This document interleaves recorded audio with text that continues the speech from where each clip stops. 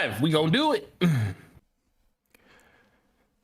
Twitter. Yo, what is up? This is DPS Podcast, episode number 40. Episode 40 out here, man. I can't believe it. We are live once again on a fine Thursday night with some topics that are sure to rile some people up probably, but you know, it is what it is. What is up, Forte? How's it going, bro? I'm good, man. How first of all, great gameplay here. You know, not using the portals as usual. That one dude you just killed at the very beginning of this gameplay had a portal sitting right next to his foot and didn't go through it. He decided to get domed in his head. So these I don't know if these are bots. Are these bots or are these actual people? These are actual people who just enjoy standing in front of my bullets. Oh, okay. Well, I've been good, bro. I've been good. It's been a good week. I had my COVID shot 2 days ago. Second day wasn't as bad as I was thinking it was going to be. It was more, I was a little groggy that day. I did sleep a lot, so I guess I was pretty much fatigued, but for the most part, you know, I got up and went to work today. No shoulder pains or anything. So part of me wants to say, oh man, the worst is over. But then I got to remember. Hold on. 3 weeks. It's saying no data. What is happening? This is, why does this keep happening, man? All right, give me a second. I'm going to. I know you good. As of right now, it's still showing up for me. So. Oh, it is? Okay. All right. Well, it still says it's still going. Okay. All right. It said no data for a second. Now it's showing that I have data again. Cool. All right. Just as long as, you know, we can keep going with it. All right. I'm gonna keep watching it though. I'm gonna keep watching it though. Yo, as you can see, I have been playing Splitgate Arena Warfare. If you guys out there haven't heard of Splitgate yet, definitely play this game. This game's pretty awesome. It's like an old school first person shooter. It has a lot of elements to Halo, or some elements to Destiny as well. I will admit that. And it's just like, oh my God, I'm telling you, mess. The strafing, man, the whole old school strafing game.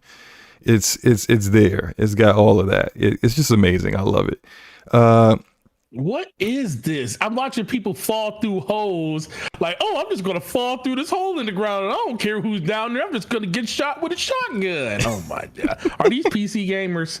This can't be the mighty PC master race. Well, it's got crossplay with a controller. It's cross. Well, first of all, I am a artist on the first person shooter battlefield. Okay. So when people die from me, they should be grateful that they were allowed to witness greatness. Let me stop. Let me stop. I'm looking at this. That's so arrogant. These gotta be bots. These gotta be bots. I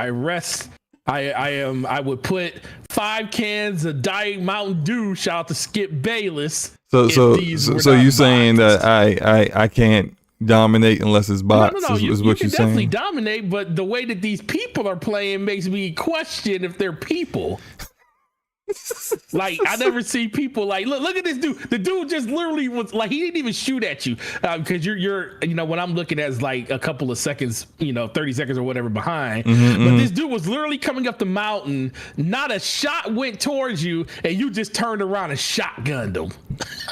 Hey, real quick, let me say what's up to the people in the chat. We got After His Passion in the chat. What is up, bro? Hope you're having a good evening. Mitchie dies a lot. Mitchie, you weren't the first one here this time. I don't know what happened, bro, but I'm glad to see you again. Hustle and Motivates in the house. What's up, Hustle? Well, what's up? Shout out to the troubleshooters. Franco Tech is in the house. He says, hey, what's up, guys? Def Floyd is in the house once again. I'm about to time Cat Daddy out. Elder Cat says, evening, gentlemen, glad to see some quality gameplay on screen. You know, I thank you. Thank you, Elder. I really appreciate that, and I think he appreciates seeing my gameplay over your gameplay. I think that's what that's about. What's up, Replicant? Glad to see Replicant here out from the UK. I know it's real late over there. Ryan Landis says, "Let's go full Kojima tonight." No, we can't go full Kojima. We can never go full Kojima. No, we can't. But no, yeah, look, man, Splitgate Arena Warfare is I shout out again to the Melodic Punk, who was the person that I first saw playing this game, and the person that like kind of like I saw a clip of his gameplay on Twitter, and I was like, yo, wait a minute, this looks good. Like, this is a first person shooter. I'm down for this, and I'm so glad I took the plunge. Because the game was up on Steam. It's at the time it had a demo running on Xbox and PlayStation, and so I first downloaded the demo on Xbox on my Xbox Series S. That's the first time I played it, and I was like, yeah, this is too good. I gotta get this on Steam. Got it on Steam.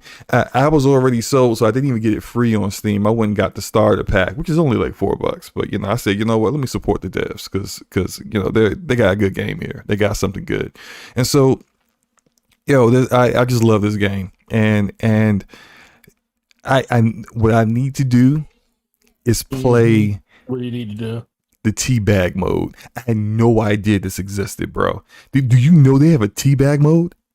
No, what's that? Dude, that's something new. hold on. Let me explain this to you, because I haven't seen it, and I'm just like, yo, where is this mode? Because Eldercat is the one that had a screenshot of it on Twitter, and I was just like, wait, what?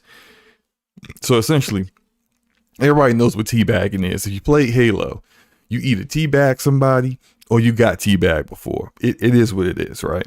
Pretty much. There is a teabag mode in Splitgate where you gotta kill somebody, and if you teabag them, I hope I'm explaining this right. If you teabag them, you can take away one of their points.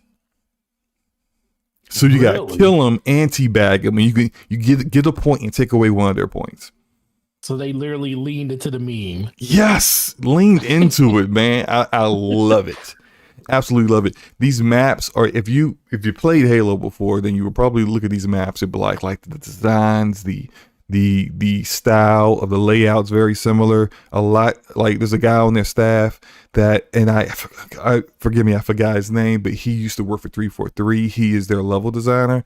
They got another level designer that I think that also I think he worked on like a fan made Halo game. So it's like they have a lot of roots in old school Halo, which is just right down my alley.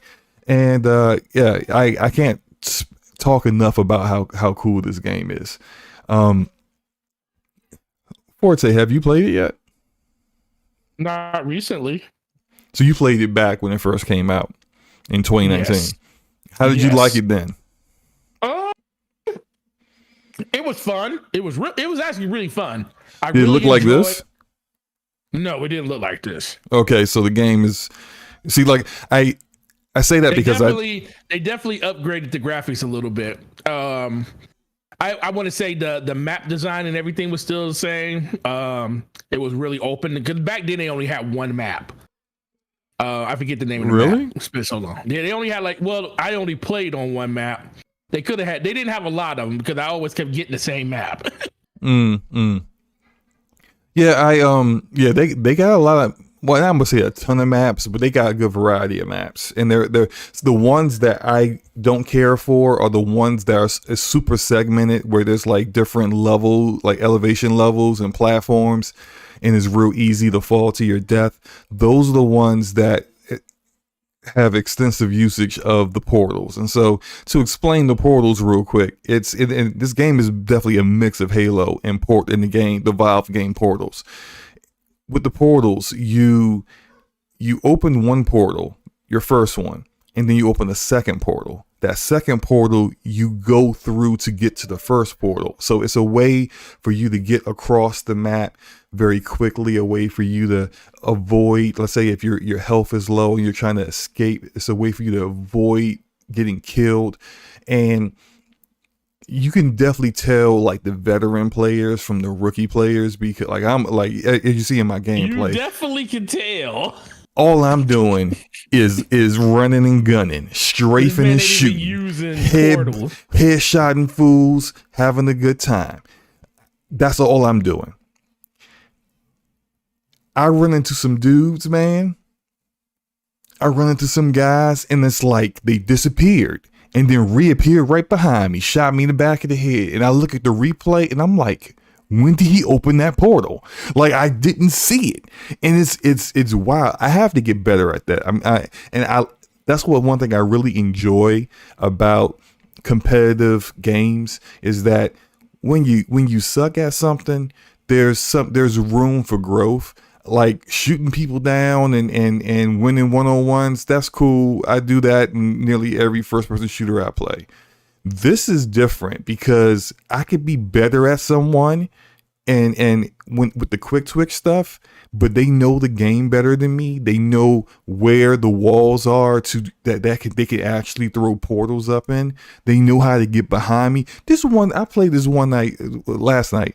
This one guy bodied me 5 times using this same tactic, and I'm just like, how does he keep doing that this? Gameplay didn't make it in, I see. Oh, of course not. I'm not showing that. I'm not showing that one. But like right then, you just like, well, you're going to see it. But I just killed a guy that was like using a portal to snipe from as a perch. I've done that a couple times too myself. But it's the portal usage is definitely pretty cool in the game, and I'm really, really enjoying it.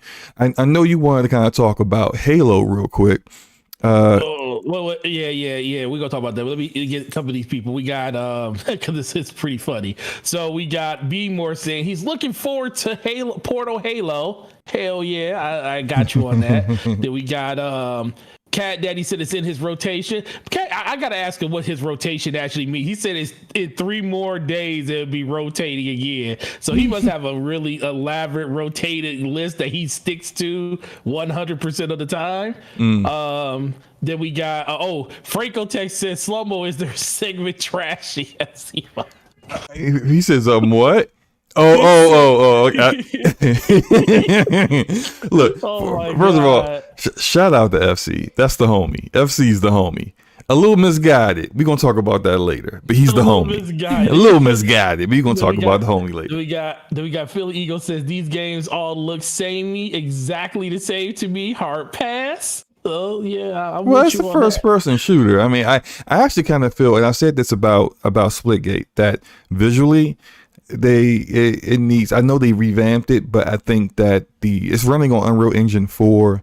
The gunplay, the gunplay is amazing. It's probably I would say top 3 right now out of current games in gunplay. But visually, 1 and 2? I don't know. I need to think about it.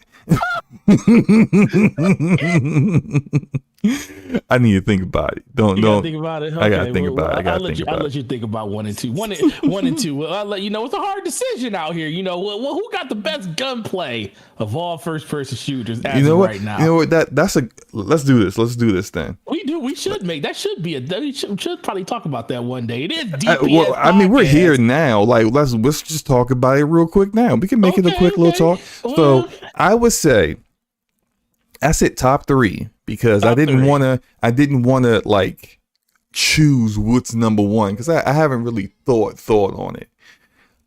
But I would say out of first-person shooters, this one might be my number 1 right now. Okay. Now, number 2. By saying number 1 right now. I'm trying to think. Number two. Now, I'm not going to say Bungie's Halo because Bungie's Halo is in the past, right? So if I said Halo, I would have to say 343, and I don't think 343's gunplay is top 3. So I'm not gonna say them. I'm gonna give number 2 to Destiny. Number 2 is Destiny, and number 3. This man shilling for a company he don't know. What are you? Who is shilling? Who is shilling? Continue. I can't have an opinion. Yeah, you definitely can have an opinion. Okay, so why is my shilling would be that it's not really my opinion? Doesn't shilling would really mean that your it's opinions not of your own. Whose opinion is it? I just said it's my opinion. This ain't slow-mo. This ain't the slow-mo I know, but go ahead. What, are you serious? I think slow-mo. Okay, go ahead, slow-mo. All right. What's number 3? Apex Legends.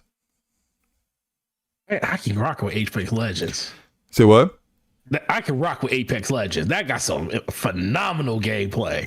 It does. It has very, very, very good gunplay. It's basically Titanfall gunplay. Yeah, it basically is. Yeah. I would probably argue that Titanfall is probably better, but we're talking about current games. Exactly, but current games. Yeah, right. Games, yeah. Some people in the chat said that what's Replicant said Titanfall 2 gunplay is chef's kiss. Yeah, I'm trying to tell you that, but it's an older game, so I understand the criteria that you're, grading on right now. Eldercast says no, the game mode is in the rotating playlist in the game. There's a separate selection of modes that rotate in and out, and that's not part of the normal mode. Oh, okay, that's what he's talking about. Okay, got you. Oh, okay. The game mode itself. Okay, so he's talking about what the teabag mode? Is that what he's talking about? Okay. Yeah. Well, I gotta find that teabag mode. I gotta play that. Let's see. Franco says, "Oh no, I smell Destiny talk." And look, everybody in the chat, put in what you would say your top. And we can. We're just doing first person shooters, but I know not everyone plays first person shooters. So just like top gunplay for shooters in general. Yeah, shooters in general. Yeah, you guys let us know what your top is in the chat. Some people are gonna probably say Gears of War, even knowing it's a shotgun fest. Right. Shooting involved. But see, like it's all subjective. That if someone resonates with that the most, and even though I kind of feel like the meta for Gears is very narrow. And there's just like really kind of like one way to play it, and if you're not playing it that way, you're getting bodied. But it is what it is, Floyd said you changed. How have I changed? I've always liked shooters. Like this is whenever I play a new shooter and I enjoy it. I go look. I would say Rogue Company, when it comes to third person shooters, is my number one. But that wouldn't be. But that wouldn't be any different than what I typically like do with like how I feel about shooters. Period. Sir Taz says Destiny, Halo, and Call of Duty. Yeah, you know what? You gotta say that about Call of Duty's gunplay. I would say it's. I'll take Battlefield over Call of Duty. I don't like Battlefield's gunplay. I don't like that. Well, I don't like all Battlefield gunplay. I like Battlefield 4's gunplay. Battlefield 4 had some of the best gunplay of any first-person shooter to me. When it comes to, there's a difference when you talk about, like you said, there's different styles and stuff when you're talking about science fiction or futuristic games. I think Halo and Destiny kind of take that. They kind of ground it a little bit to make it feel more realistic where you feel the punch behind each weapon, but it's still no replacement for actually being in a, semi-realistic environment with semi-realistic guns, and the guns just perform the way you think they should perform in real life. And I think Battlefield, of all shooters, maybe Rainbow Six. I would put Rainbow Six up there. Rainbow Six. How did I forget Siege? Rainbow Six. Rainbow Six probably got some of the best gunplay of everything. Like, all right. I would put that up there. That's number 3, right next to Destiny. Okay, I'm dropping. Rainbow Six might be the best. I'm dropping down. What was my number 3 before? Apex Legends. I'm dropping down Apex Legends. Putting in. I completely forgot. I haven't played Siege in forever.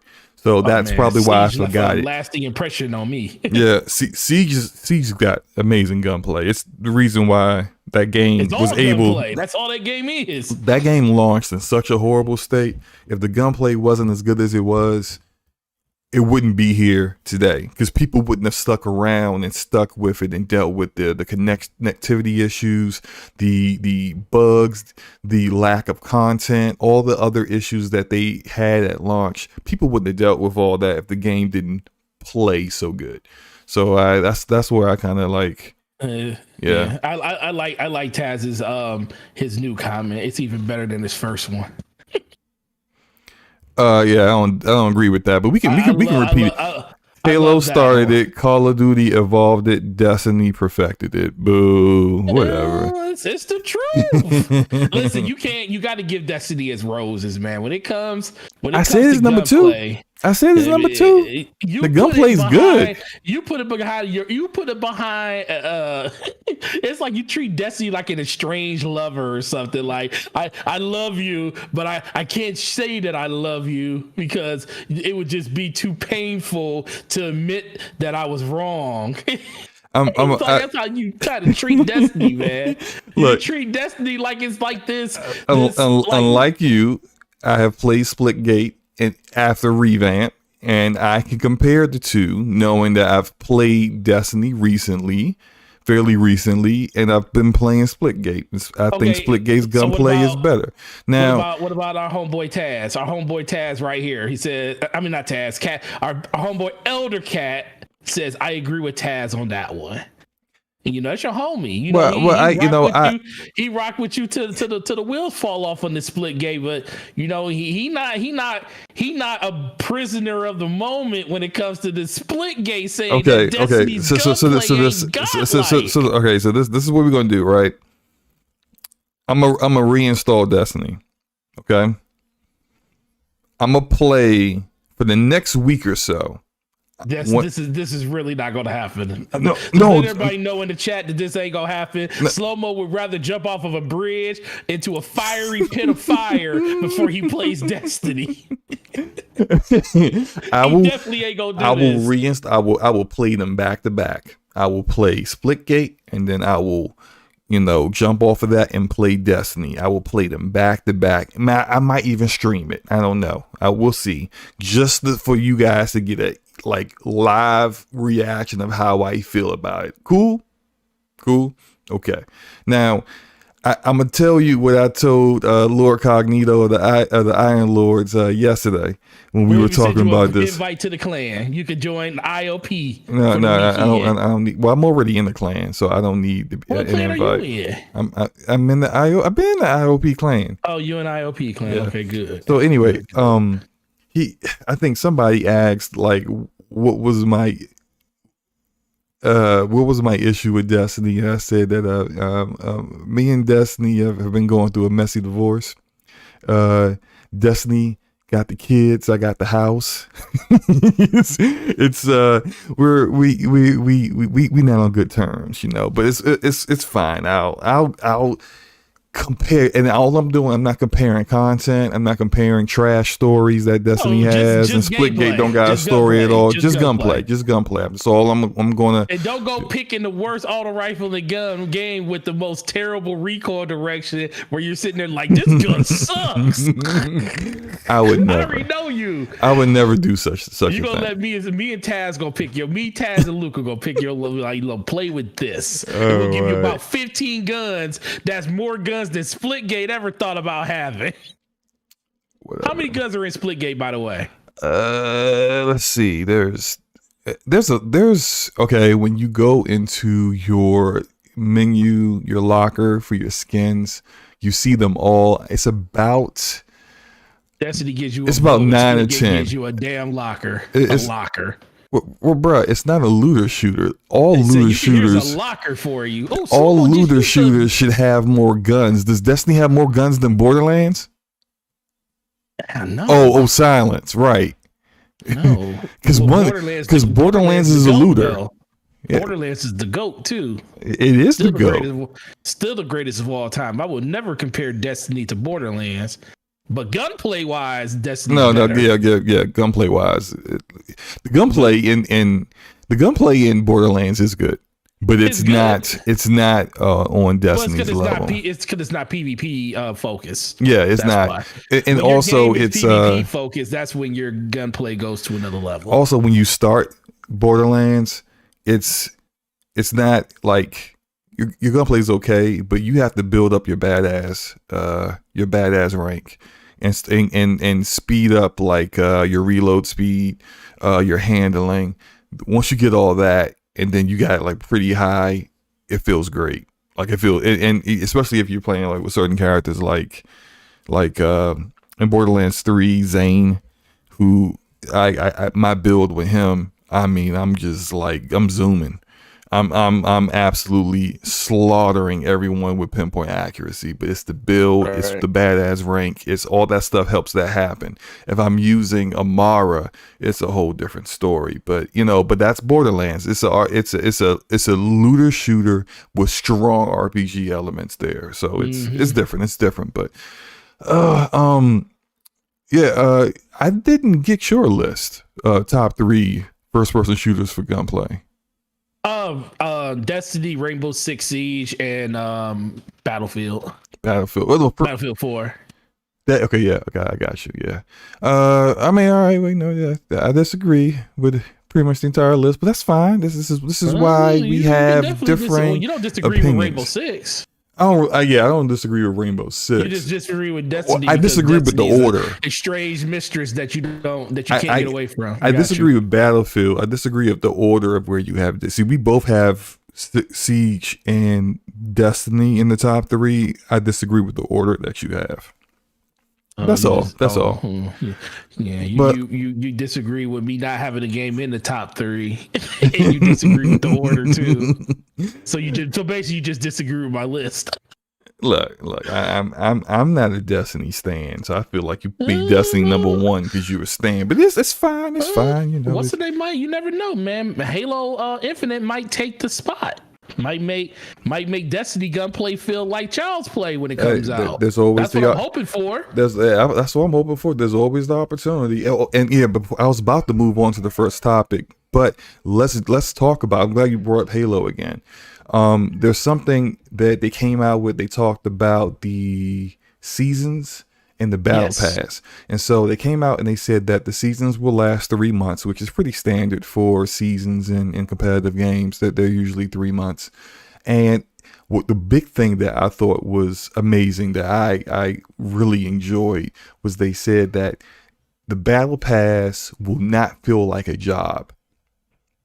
And boy, I'm telling you, like I almost cried when I read that, because part of the reason why I don't play some of the games that I used to play is because they became jobs. And I'm sick of having to do a ton of different things just to get some progress towards whatever battle pass that they have enabled. Yeah, your battle, and even I paid for the thing, and then now I gotta do 5 million things just to get like the progress moves so slowly. I'm sick of it.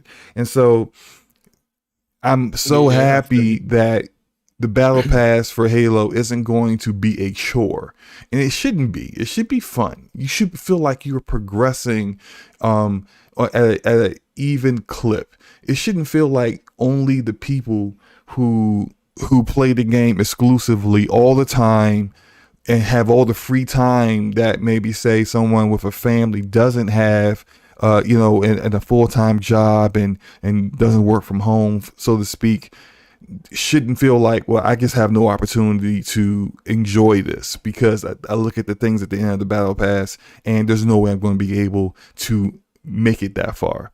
And it's not because it's difficult. It's just that I don't have the time to do this. And so I am happy they're going to respect the player's time. What do you think about that?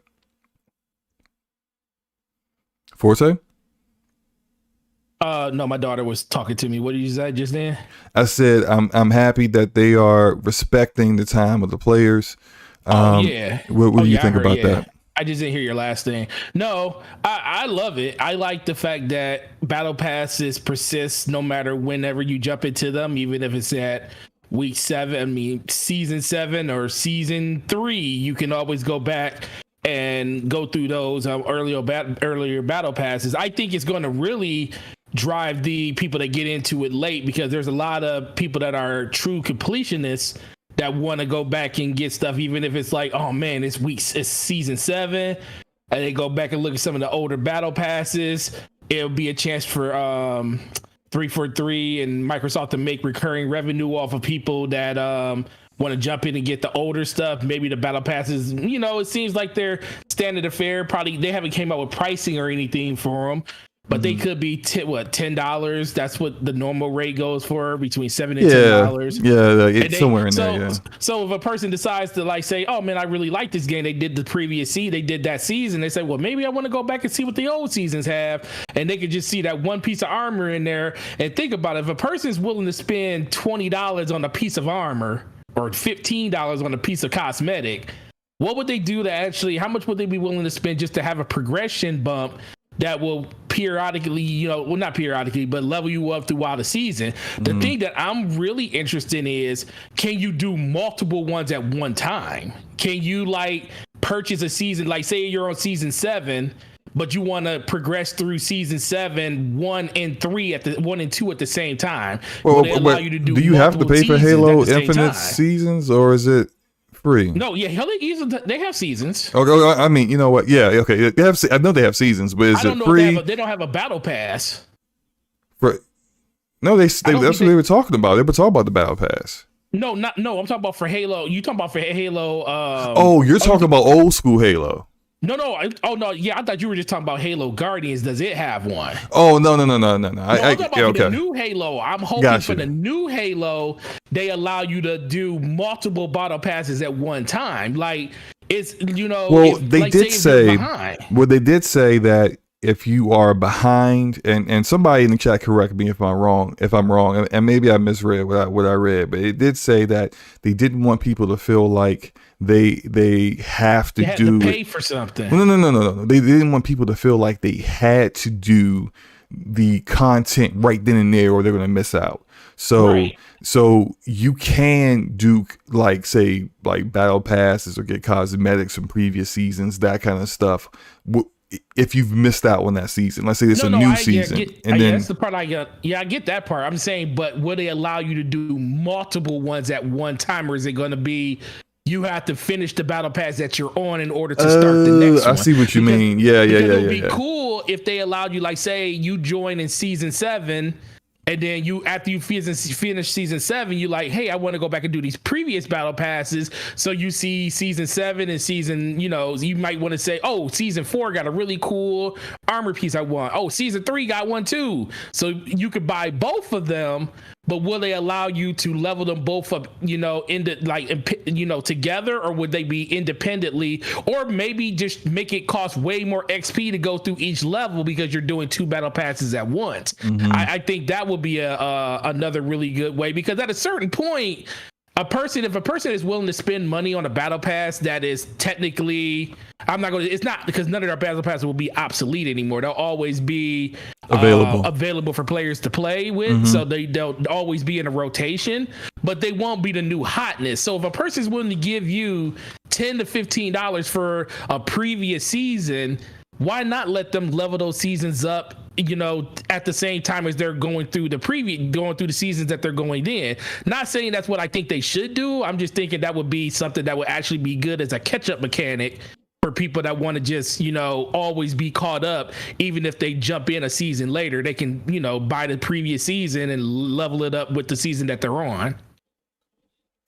Oh my God. After his passion, I just missed this comment. After his passion, I saw it. Yeah, go ahead. So after his passion says, I wouldn't waste time with Destiny slow-mo. It's for the intellectually challenged, not the suave and refined gentlemen like ourselves. You know, I don't know about the intellectually challenged part, Passion, but I definitely understand the suave and refined gentleman comment of that. We are refined gentlemen, and we know quality when we see it. Absolutely. You are definitely in the league of your own. And I respect you. Oh man. So like I just wanted to get. Oh, there was something else that you wanted to talk about. Yeah, it's about the bigger player count. So do we think, because they did a, not a Vidoc, but they were talking about on Halo Waypoint, where they were talking about bigger player counts. They said as of right now, the biggest you can get in Halo is 16, big team battle. Mm-hmm. They were saying that they were basically mulling over the fact that they could probably add 32 players or 60 player PvP maps now. Do you think that would actually help the game more, or do you think the more refined, gunplay that I'm thinking Destiny again, that Halo actually has lends itself more to those, 8-on-8 type battles with the vehicles and everything? Or do you think the maps are going to really support the bigger player counts and stuff for them to do it? I think. Or what do you think about it in general? In general, I think it's a good idea. I think they should do it. Anything that you're gonna do, and this is for the older content, right?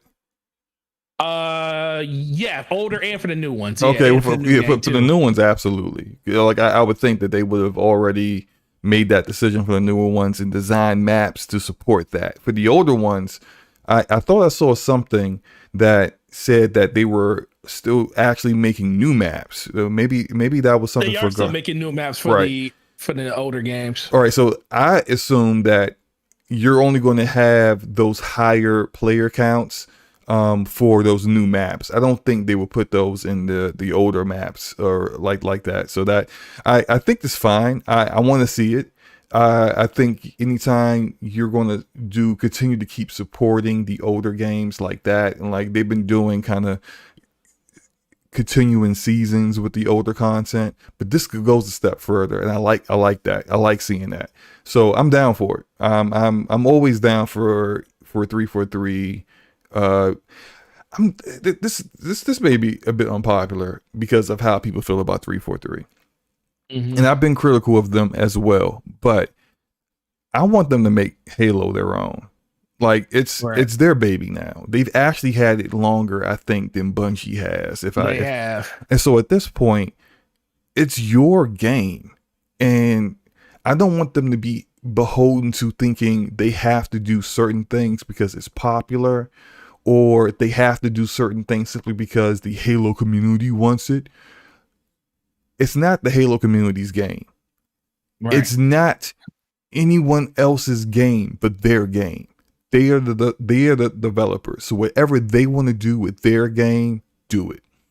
Now, if it turns out that it doesn't work out, the Halo community will let them know it didn't work out. We don't like this, and they should listen to that and make adjustments. I'm not saying they shouldn't, but when it comes into the creative phase of things, creating new content, whether it's on the old stuff or the new game, I think they should explore making the game their game and doing things that are unique for, and not necessarily things that other people. Now, I'm not saying just do something new because it's new, or do something other games are doing because it's due to Halo. I'm saying do something that's unique, creative, and different that no one else has done before. And I think that would be quintessential Halo, because when this game first came out, it wasn't the kind of shooter that people had played before. And so bring that feel back. That's all I'm saying. What do you think?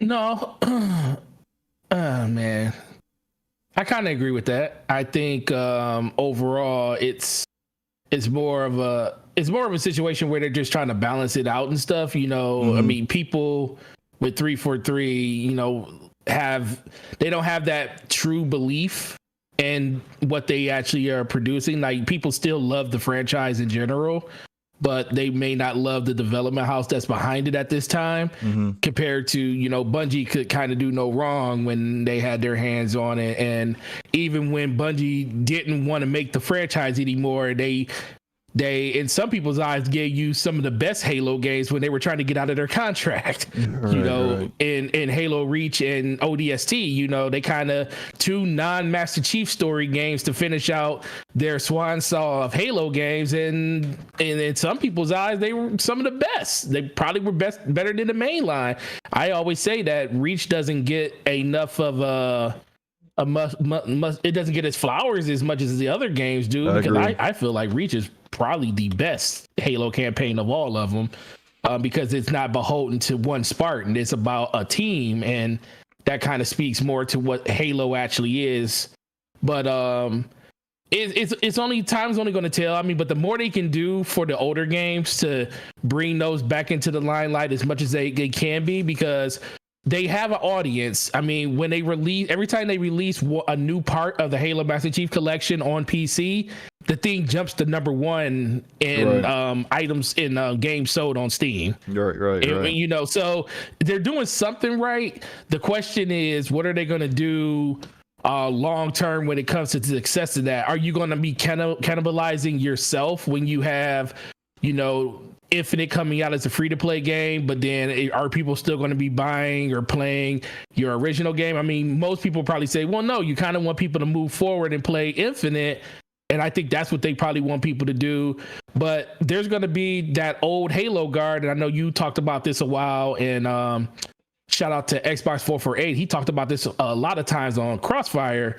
You know, Bungie kind of is at odds with just trying to make Halo more accessible to more people, but then you have the old Halo guard, where they kind of just want the game to be what it is, and, you know, fine tuning it where it needs to be tuned, but not really changing what the game really truly is. Right. And I think that's the thing that 343 kind of wants to, you know, they have to really fight against and stuff, because, you know, Apex Legends, think about it, Apex Legends is nothing like Titan. I mean, it takes place in a Titanfall world, but it ain't Titanfall. Right, yeah, the gunplay is Titanfall, but the actual characters, they got different abilities and stuff, and it's like, yeah, that's not its roots, its foundation is Titanfall, but that's it. You know, that's where it stays. And you will obviously, and people may not want to hear it, but there's a reason that a lot of people say, man, they may not ever make another Titanfall again. Now hoping that doesn't happen, because Titanfall was an amazing franchise that I know all of us would love to see part 3 actually come from the ashes and grace us with its presence. But I wouldn't be mad if they just stuck with Apex Legends and dropped their hat in that, because they just put out their financials for ever since Apex Legends has been out. That game has generated $1.5 billion in revenue for that company. Yeah, we might not see a Titanfall 3, even though they launched it. Even though I thought Titanfall 2's campaign, well, it was the best first person shoot campaign you ever played. Man, it was so amazing. That was a damn good campaign. But yeah, we probably not seen the Titanfall 3. But, you know, unless they open a third Respawn studio. They got the second one is doing the Star Wars games, Fallen Order game, and the first one is just the main one is focused solely on Apex Legends, unless they decide to open a third one to do a Titanfall, which I doubt. We're probably not going to see that. But yeah, I agree that, and I actually think that I recall back to the live stream I did of the Halo Infinite multiplayer overview. They did a day after their E3 event, and that in that overview, one of the developers really said something that kind of got me to feel like they understand what they need to do. And what he said was basically there's a balance that you have to strike where you're staying faithful to the roots of Halo and to what the Halo community wants to see out of any Halo game, while also making the game their own and keep continuing to innovate. And that's all I want. You know, sometimes when you innovate, it doesn't work out. And it doesn't work out because you try something new and it didn't fit. And we've seen that with their previous Halo games. They tried different things that didn't work, but that shouldn't deter you from continuing to try things differently. You shouldn't go into a shell and just say, well, we're just only going to do what's safe. Don't allow failures to prevent you from getting your triumphs. Like it's still a chance for you to do something new and different, and it actually is a home run. And so I hope that's the case with Halo Infinite, but we'll see. Yeah, absolutely. Let's get into this topic. Good grief, it's 44 minutes. We haven't done a single topic yet. We were trying to. I told you we could go into a. I told you this would happen. You did. We was going to be running our mouths, man. So first topic is Insomniac is making a multiplayer game.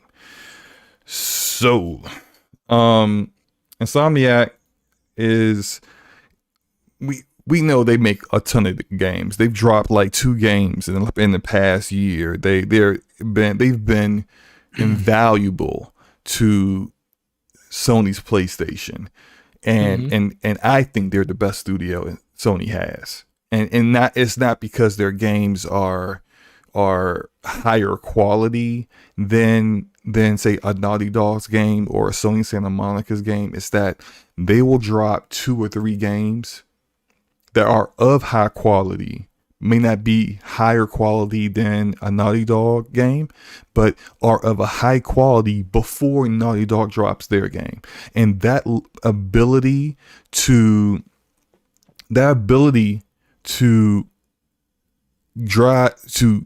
provide high quality content that's quantity and quality is invaluable. There are very few developers that can do that, and I think that's something that will always be unique for them within the first party studios of Sony. And Sony made a great decision in locking them up and making sure they didn't get away, So all that said, they are definitely working on a multiplayer game. This is due to a tweet that they came out with, and let me go ahead and make sure I got that up right here. I got it too, but I just want to You want to put it on the screen? Yeah, I'm gonna put it on the screen. Let's see.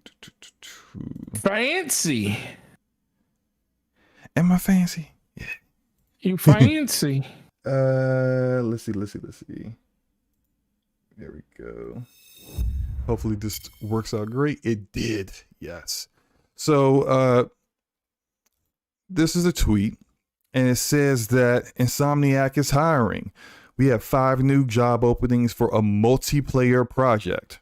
So not an officially announced game, but they are announcing they are working on a project that will have multiplayer. Come join us and be part of the #PlayStation Studios family as we work on exciting things. Apply today. And there's the link for Insomniac Games careers. They're looking for a creative director, systems designer, story lead, art director, and a graphics artist. So I said about this, the narrative that Sony doesn't do multiplayer games is going to be deader than the cicadas in a few years. And if you're not from the US and you're not on the East Coast and you don't know what I'm talking about with cicadas, they come out every 17 years. They are the ugliest, dumbest bugs you've ever seen. They fly into walls, they fly into your car, they fly into you, and they do 3 things. They come out after 17 years of hibernation, they mate and they die, and they make loud sounds, and so they're gone. They only live. It happens for every 17 years for 2 weeks, but they're dead. And so that's the context of my tweet. A lot of people agreed with me. Started to get some replies that seemed a little interesting to me. So many people were saying things like, well, we don't know. We can't say that. I can't say that the narrative would be dead. No, we can't say that because we ain't seen the games yet. Oh, interesting. I didn't understand that logic. Mm-hmm. What does I said that in a few years that this narrative would be dead, that people wouldn't be able to say that in a few years. So I continued on after seeing these comments, and I said, I see people replying to this saying that it remains to be seen because I don't know the quality of these games, but the quality of the games is irrelevant. A bad game doesn't mean it isn't a multiplayer game. Now, why Xbox gamers who get mad when people say, quote, Xbox has no games, would have this kind of logic is baffling. And I'll explain that for a second, okay? Uh-oh. It's baffling to me. Red alert. Baffling that anybody that would be upset that someone says Xbox has no games and your reply is where the games are coming and you list all the games that are coming, but then you would have this kind of energy towards PlayStation multiplayer games. Make it make sense, because it doesn't make sense to me. Now, I do not subscribe to the Xbox has no games logic. Xbox has games. Like it does. Now, you could say they're not of high quality games, but that's not the point. They have games. So I'm not one of those people that say that. And if you have ever been on the side of the argument where you have defended Xbox and their games, you should not be on this other side saying, oh, well, until these Sony games come out, it doesn't matter. You also shouldn't be on the side of the argument where you're saying, oh, well, it's not the same because the Xbox games have been announced and the Sony games haven't. Forte, question for you. I have an answer for you, sir. Project Omen, were people saying you can't say this game isn't coming? You can't say this game is a game to look forward to because it hasn't been announced yet. Did people say that about Project Omen before it became Redfall and it was announced? No. And why should they? Good question. Games are in development before they are announced. I don't know if that's something that people don't understand. They are in development before they are announced. Just because you don't know they exist yet doesn't mean they don't exist. Doesn't mean that the publisher or the platform holder who signed off and approved of that game to be made and approved of the budget for that game didn't already do that.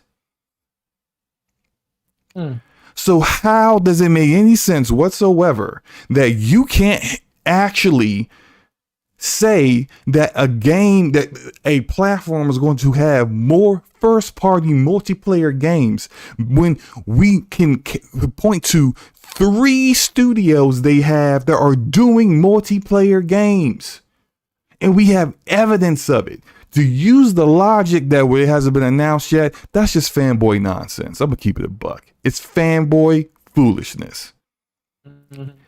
And sometimes, and it comes from some of us that I know are intelligent people, but it seems that when it comes to this fanboy narrative, you guys dumb yourselves down to the logic of people who trolled you for your preference in a platform.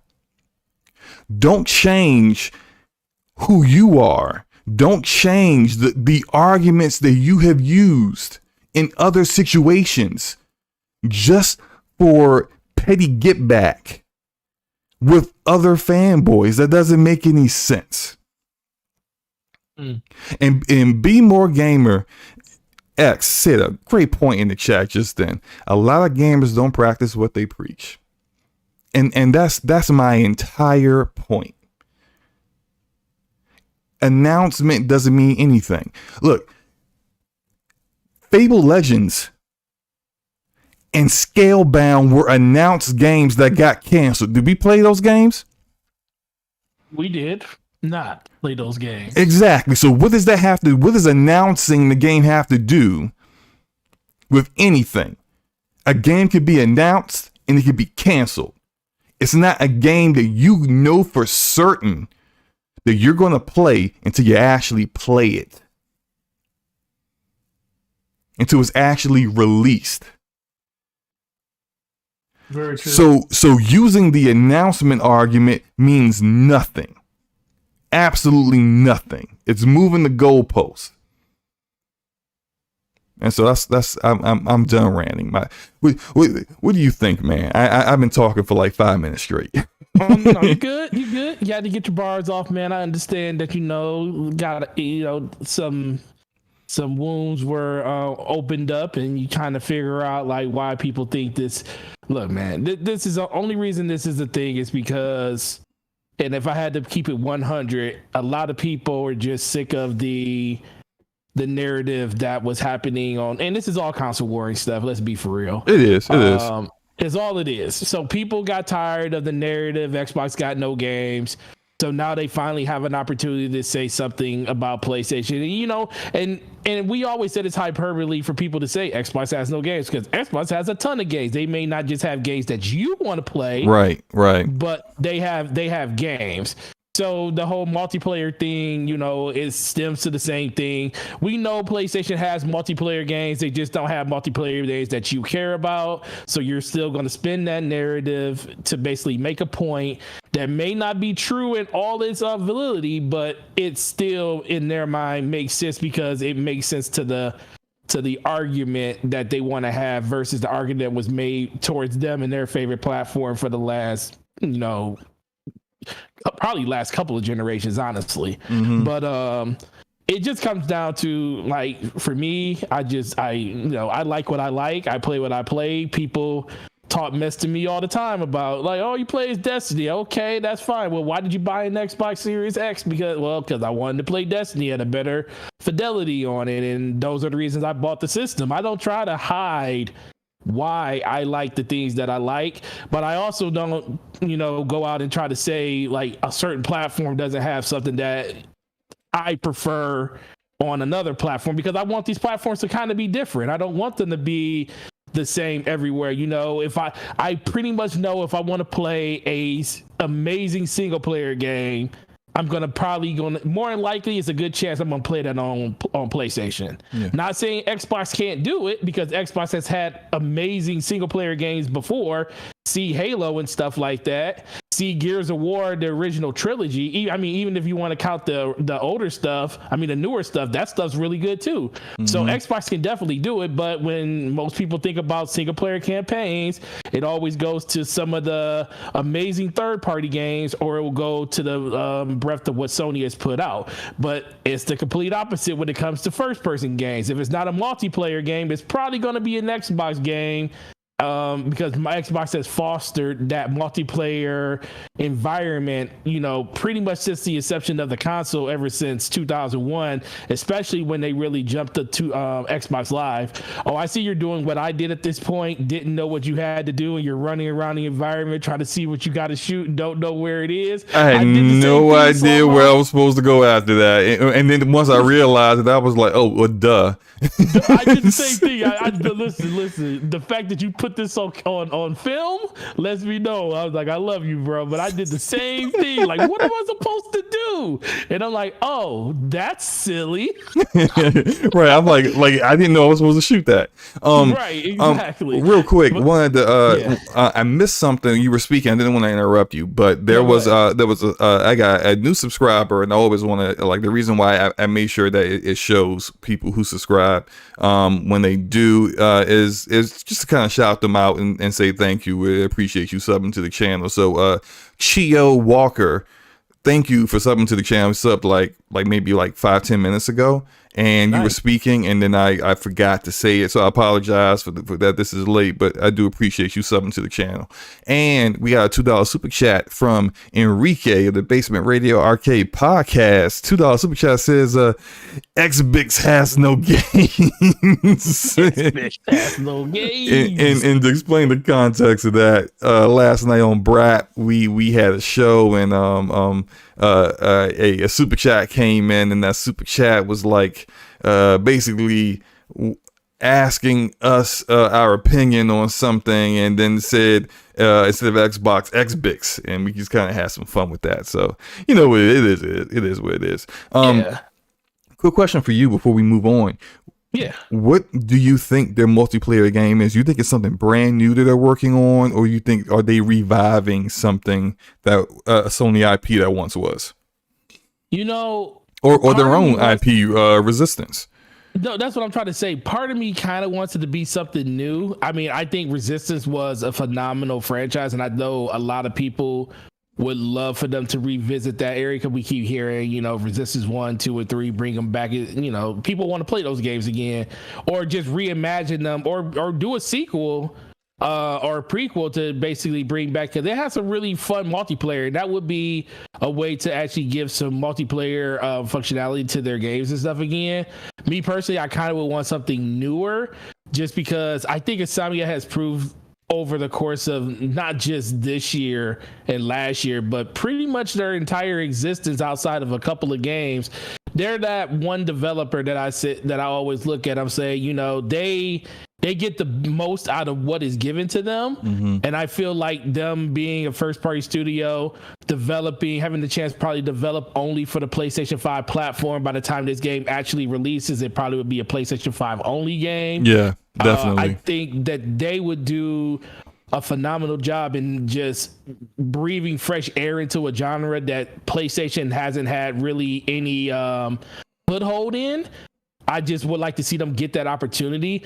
But part of me feels like it's either going to be a game that they already made before in something like Resistance, or an IP that Sony doesn't have a developer for at the moment, which is SOCOM. And SOCOM is the easy question, because if I would probably give Insomniac a gold medal if they can revitalize SOCOM and do something with SOCOM that no other developer has been able to do with it. Even the previous developer did, and SOCOM was one of those most beloved games during the PS2 era and stuff.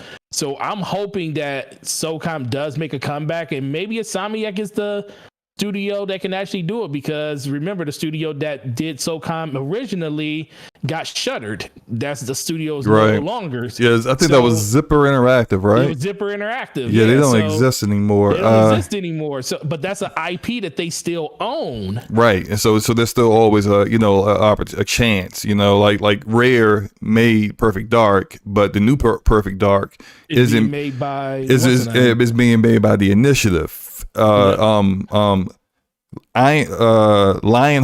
Lionheart Studios created Fable, but they don't exist anymore. And Playground Games is now doing the new Fable. So just because the studio is gone doesn't mean that there's not an opportunity for that IP to be brought back and have a different developer work on it. I think I'm gonna go out on a limb here and think it's a brand new IP. I think I don't know. I feel like we get caught up as gamers in nostalgia, and we remember the older games like SOCOM and Resistance, and literally anytime any kind of shooter or multiplayer game has been brought up. Like, 'cause I remember this happened with Guerrilla Games when it was known that Guerrilla was making a multiplayer game with their second studio, and they had brought in a lot of people from Rainbow Six Siege, and everyone's like, it's SOCOM, it's SOCOM, it's SOCOM. But that's us wanting to see an IP that we enjoy come back. The reality is, I think things are more like how Rare feels about Perfect Dark. That the people who made Perfect Dark, the majority of them don't even work at Rare no more. Right. And so maybe they just want to do their own thing. They want to make something new and not actually build off of something that someone else made. And then you got to deal with that added pressure of living up to expectations of a fan base of people who are living off of nostalgia. That's really difficult to handle, and that's just added pressure that you don't have to deal with if you just make your own IP. Now, granted, I said that, and then I mentioned earlier about the initiative and the initiative's choice to do Perfect Dark. But again, like I think that's the exception and not the rule. I feel like more than likely you're going to end up seeing studios wanting to do something new and something fresh, and I would actually kind of prefer that from Insomniac, because they're very creative, and I can see them really just doing a great job with something brand new. We did have a super chat from After His Passion. Appreciate you, bro. $10 super chat. He says, when are you guys going to figure out how to handle joining channels since you split the podcast? I did ask for a clarification on that, and he's talking about memberships, Forte.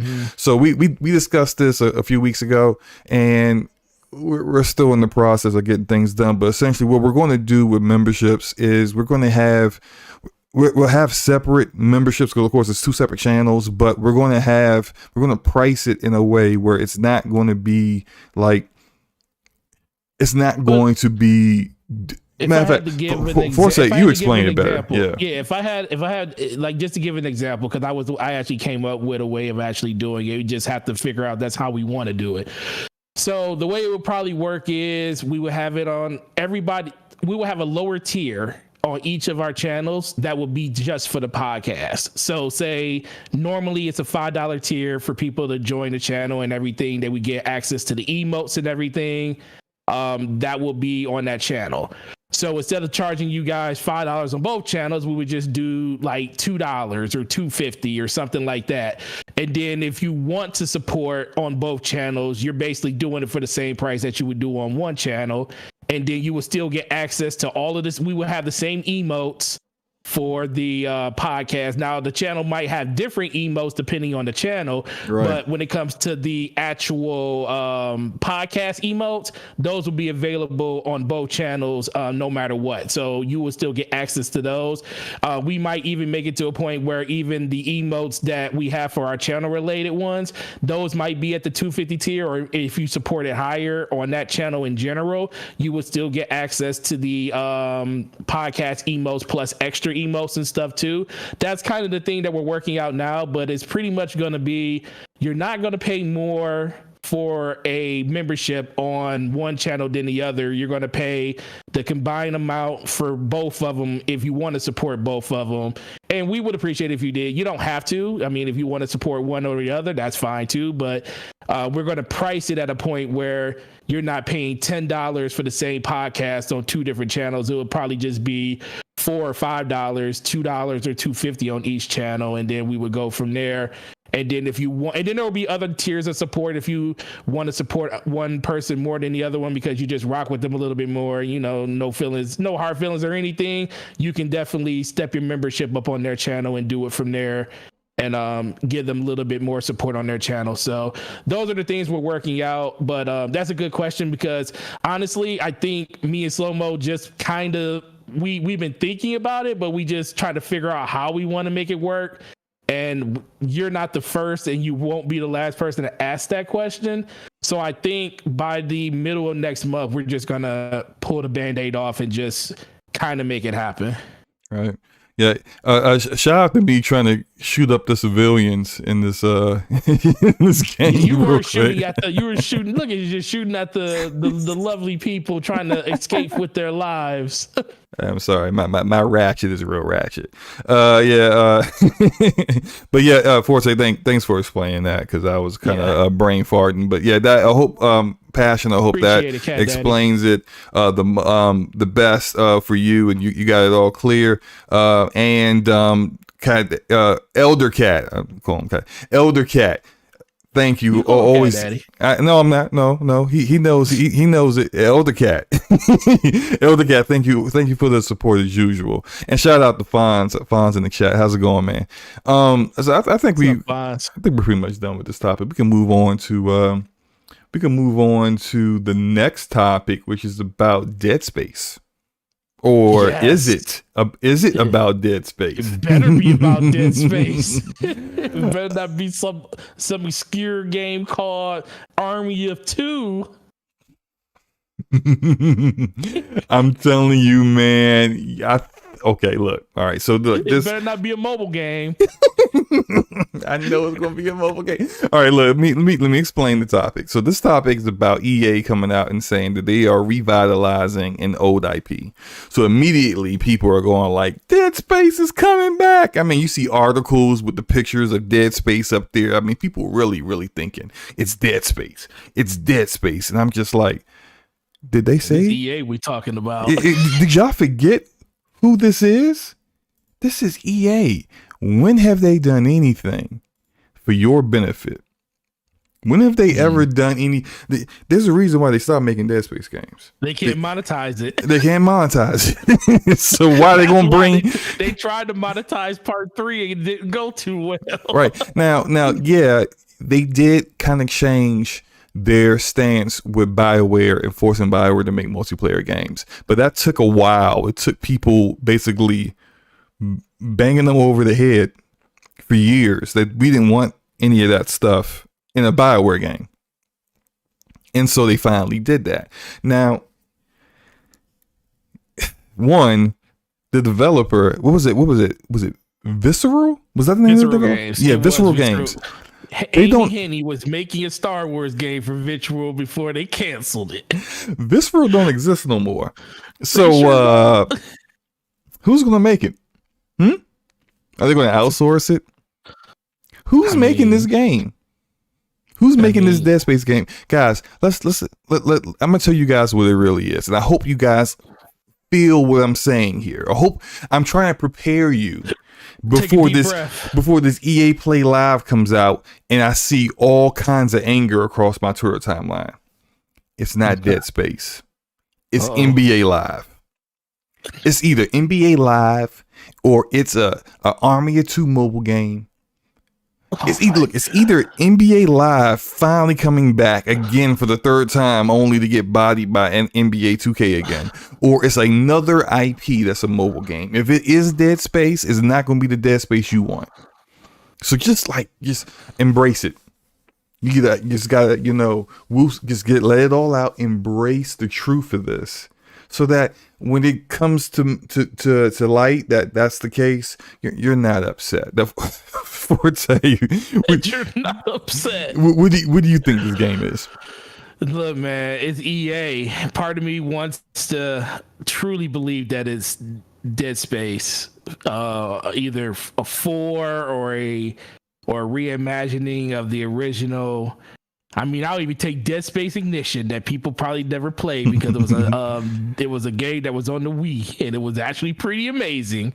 But I really want it to be Dead Space, but we were talking about this earlier. You actually brought up NBA Live, and I was like, no, yeah, not again. It hits you, right? I was like, no, they tried to bring that back 4 times, and it didn't work either time. It checks all the marks. A IP that was old and now coming back. When's the last NBA Live been out? What? How long has it been? 3 years?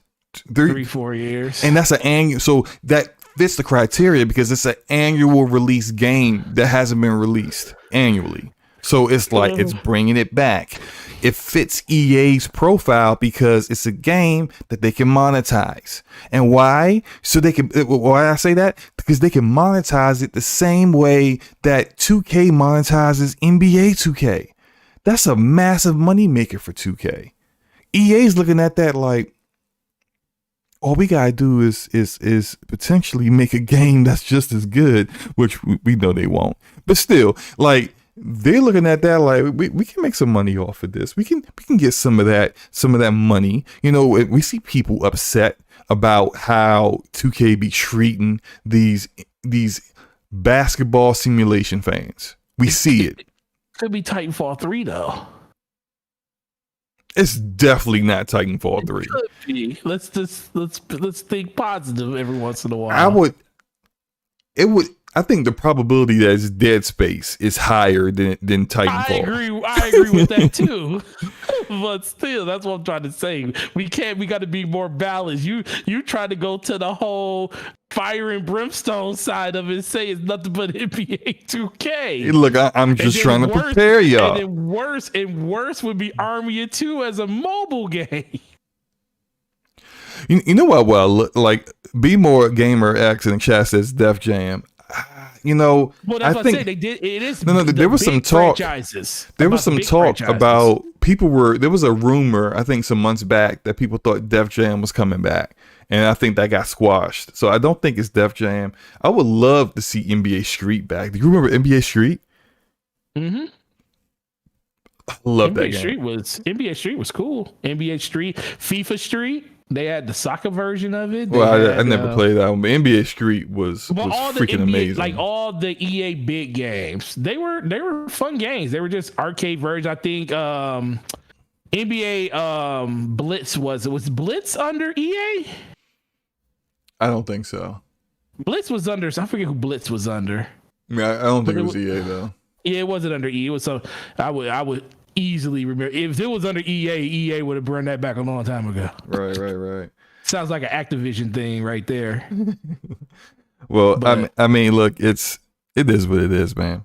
Cat Daddy says Command and Conquer Mobile. Didn't they already announce They already announced that.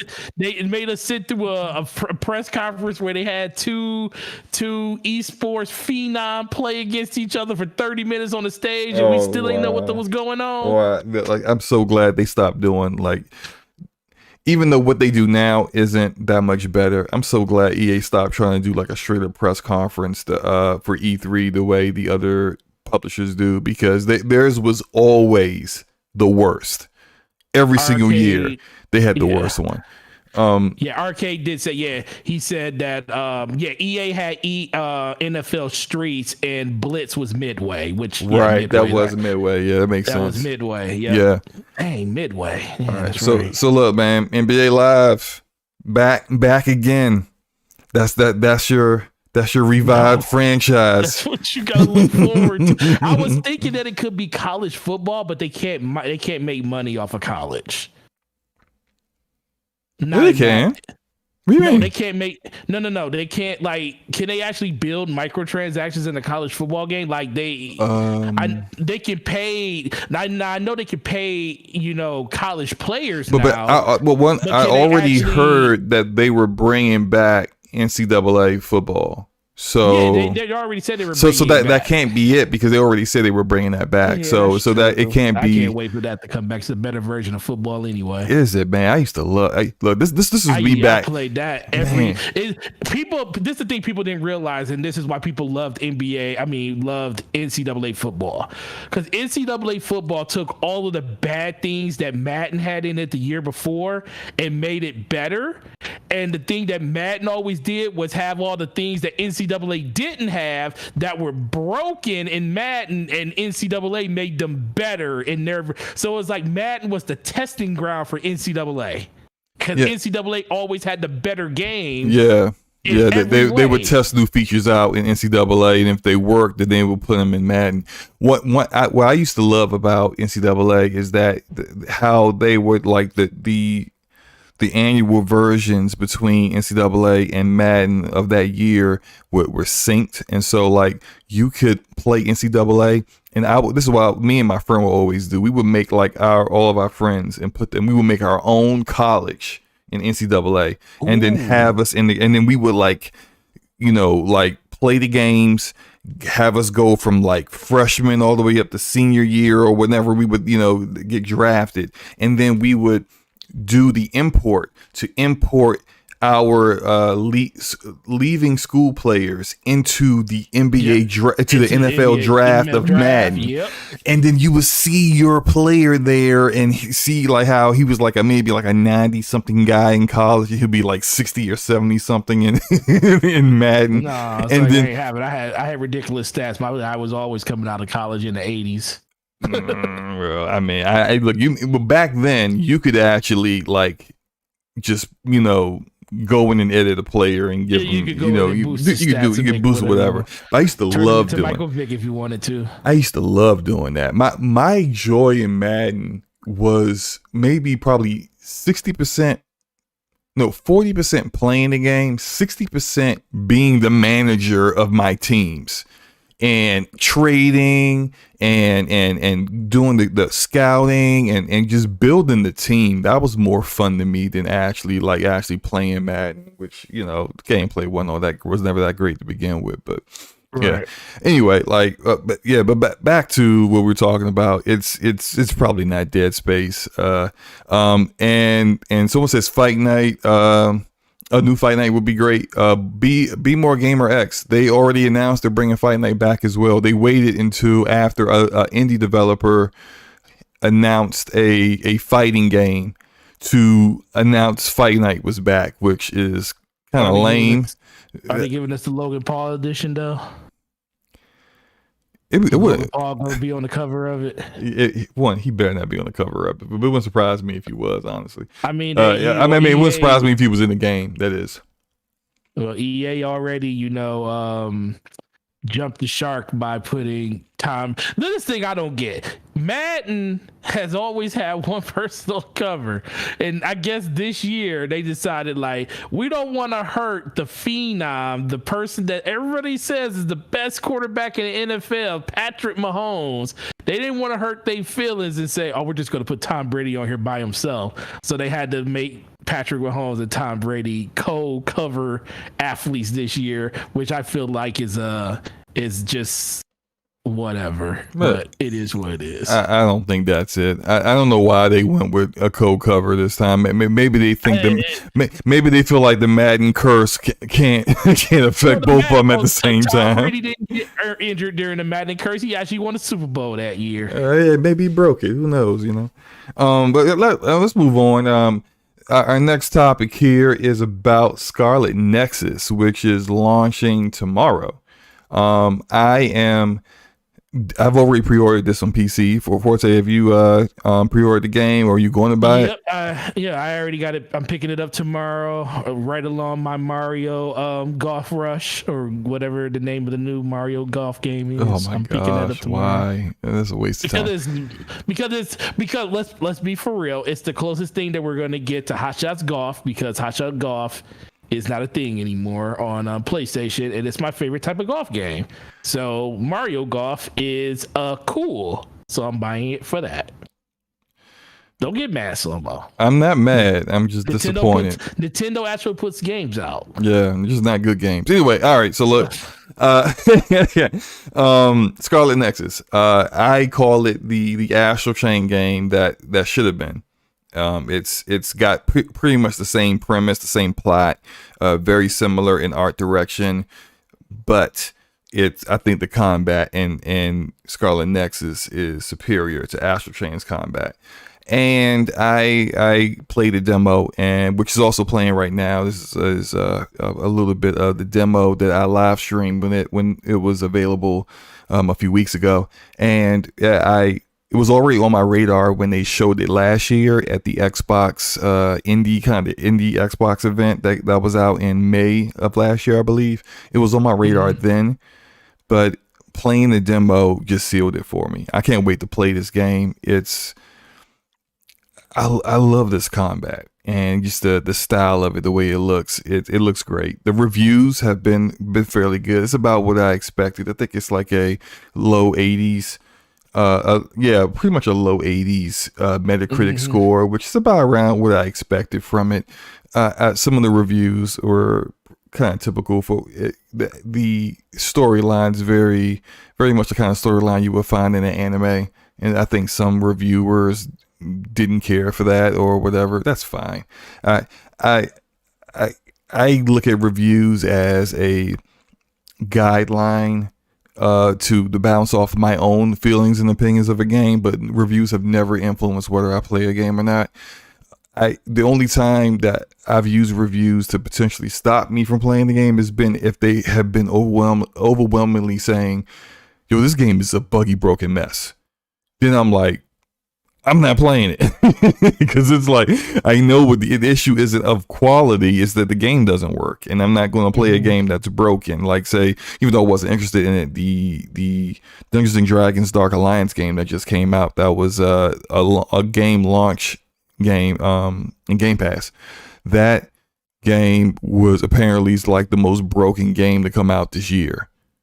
So, you know, I'm not playing it. I don't care if it's in Game Pass. I'm not playing something that's just going to make me frustrated and wonder what the heck's going on. Or you fight a boss and the boss is broken. Like, I'm not with the kind of people that just like, oh, the boss is stuck in a party environment and can't attack me. Oh, great. Let me just cheese him in complete. No, I want an actual challenge. I hate when that happens. I'll restart the game because I actually want to fight the boss and beat the boss the correct way. Like I don't like seeing stuff like that. And I saw multiple video reviews of just so many bugs with Dark Alliance that it's sad. And so, yeah, that's the only time I actually will have a review stop me from playing the game. Otherwise, like I said, the reviews have been pretty favorable with this one, but I was sold on it regardless. What about you, man? What about this game are you looking forward to? No, it's just the over-the-top combat. I like the flashy combat that's in the game, so that's what kind of stood out to me the most. Yeah. You know, you got to definitely be interested in what's going on the screen, and even if you don't want to go through the wall of text that sometimes the game has going on in it. It does have voice acting though, so like you. No, it does. It does. So that definitely softens the blow a lot because, but just seeing the overall effects that are in the game, it's something like previous example. It's like Octopath Traveler. Like when I saw that game for the first time, it wasn't as boring as I thought it might be, even though I like type of games like that. I like those old school Final Fantasy type games where it's more 2D, but they kind of remade it into 3D. But then just the art style itself just stood out. Watching the combat and the way the explosions happen, and looking at remember the game that we saw at Xbox's press conference, the Chronicles, the Eddie Chronicles. Yeah, that game kind of looks like it too. So it kind of got me more playing interested. I'm definitely playing that. At day one, I'm sold on it. Yeah, day one, I want to play just because of the aesthetic of it, the art style. It makes me want to jump into games and stuff and play that. So as soon as I saw this game last year during the May reveal when they showed it for the first time, I was like, yo, Namco Bandai on another level with this one. I'm really, really liking what I'm seeing from this game. I didn't get a chance to play a lot of the demo, but the little bit that I did play, watching you play it a couple of times, you streamed it. The first time I saw you playing it, you were streaming it. I really enjoyed the combat. Just looking at it, it looks aesthetically pleasing and stuff. So I'm definitely going to jump into it. I'm picking that up along with my Mario Golf tomorrow, and I'm not ashamed to say that. So 2 different games for 2 different platforms. Let's go. Yeah, I've gotten back to doing videos again, so do expect a review from me on Scarlet Nexus when I complete it. You know, because when I do my reviews, which I don't do reviews often, but when I do reviews, there are games that I finished. Just, you know, yeah, that's just my personal. That's not shade. It's just that's my personal preference for those who, you know, may think, oh well, like Slow-Mo does reviews. Like, is it like what kind of review is it? It's a full review of the full game. That's what I do now. But I'm going to probably live stream it tomorrow. I got a little interview in the morning, so it'll probably end up being in the afternoon. Where we moving on. I probably shouldn't have even said that. It's not an interview. It's not. Yeah, don't worry about that. We'll talk after the show. Yeah. But no. It's I got something going on tomorrow. In the morning, so it'll probably be in the afternoon or evening time where I will. I'll probably do a live stream of it, and I'll probably be my only live stream, and then I'll just finish it offline, and then do my review. But yeah, this is one of the games it has turned into one of the games I'm most hyped for this year. So yeah. If you guys are interested in Scarlet Nexus, let me know in the chat, and we can shoot, man. Go ahead and go ahead. You want to say something? I was going to ask you because every time I look at this game, it just reminds me of another game that you put on a hold because of Mass Effect Legendary Edition, which was Final Fantasy Intermission. Oh no, I'm going back to that. How far along are you in that game? So on the PlayStation 5 version, what I did was I basically did the Mako reactor mission, the very first mission of the game.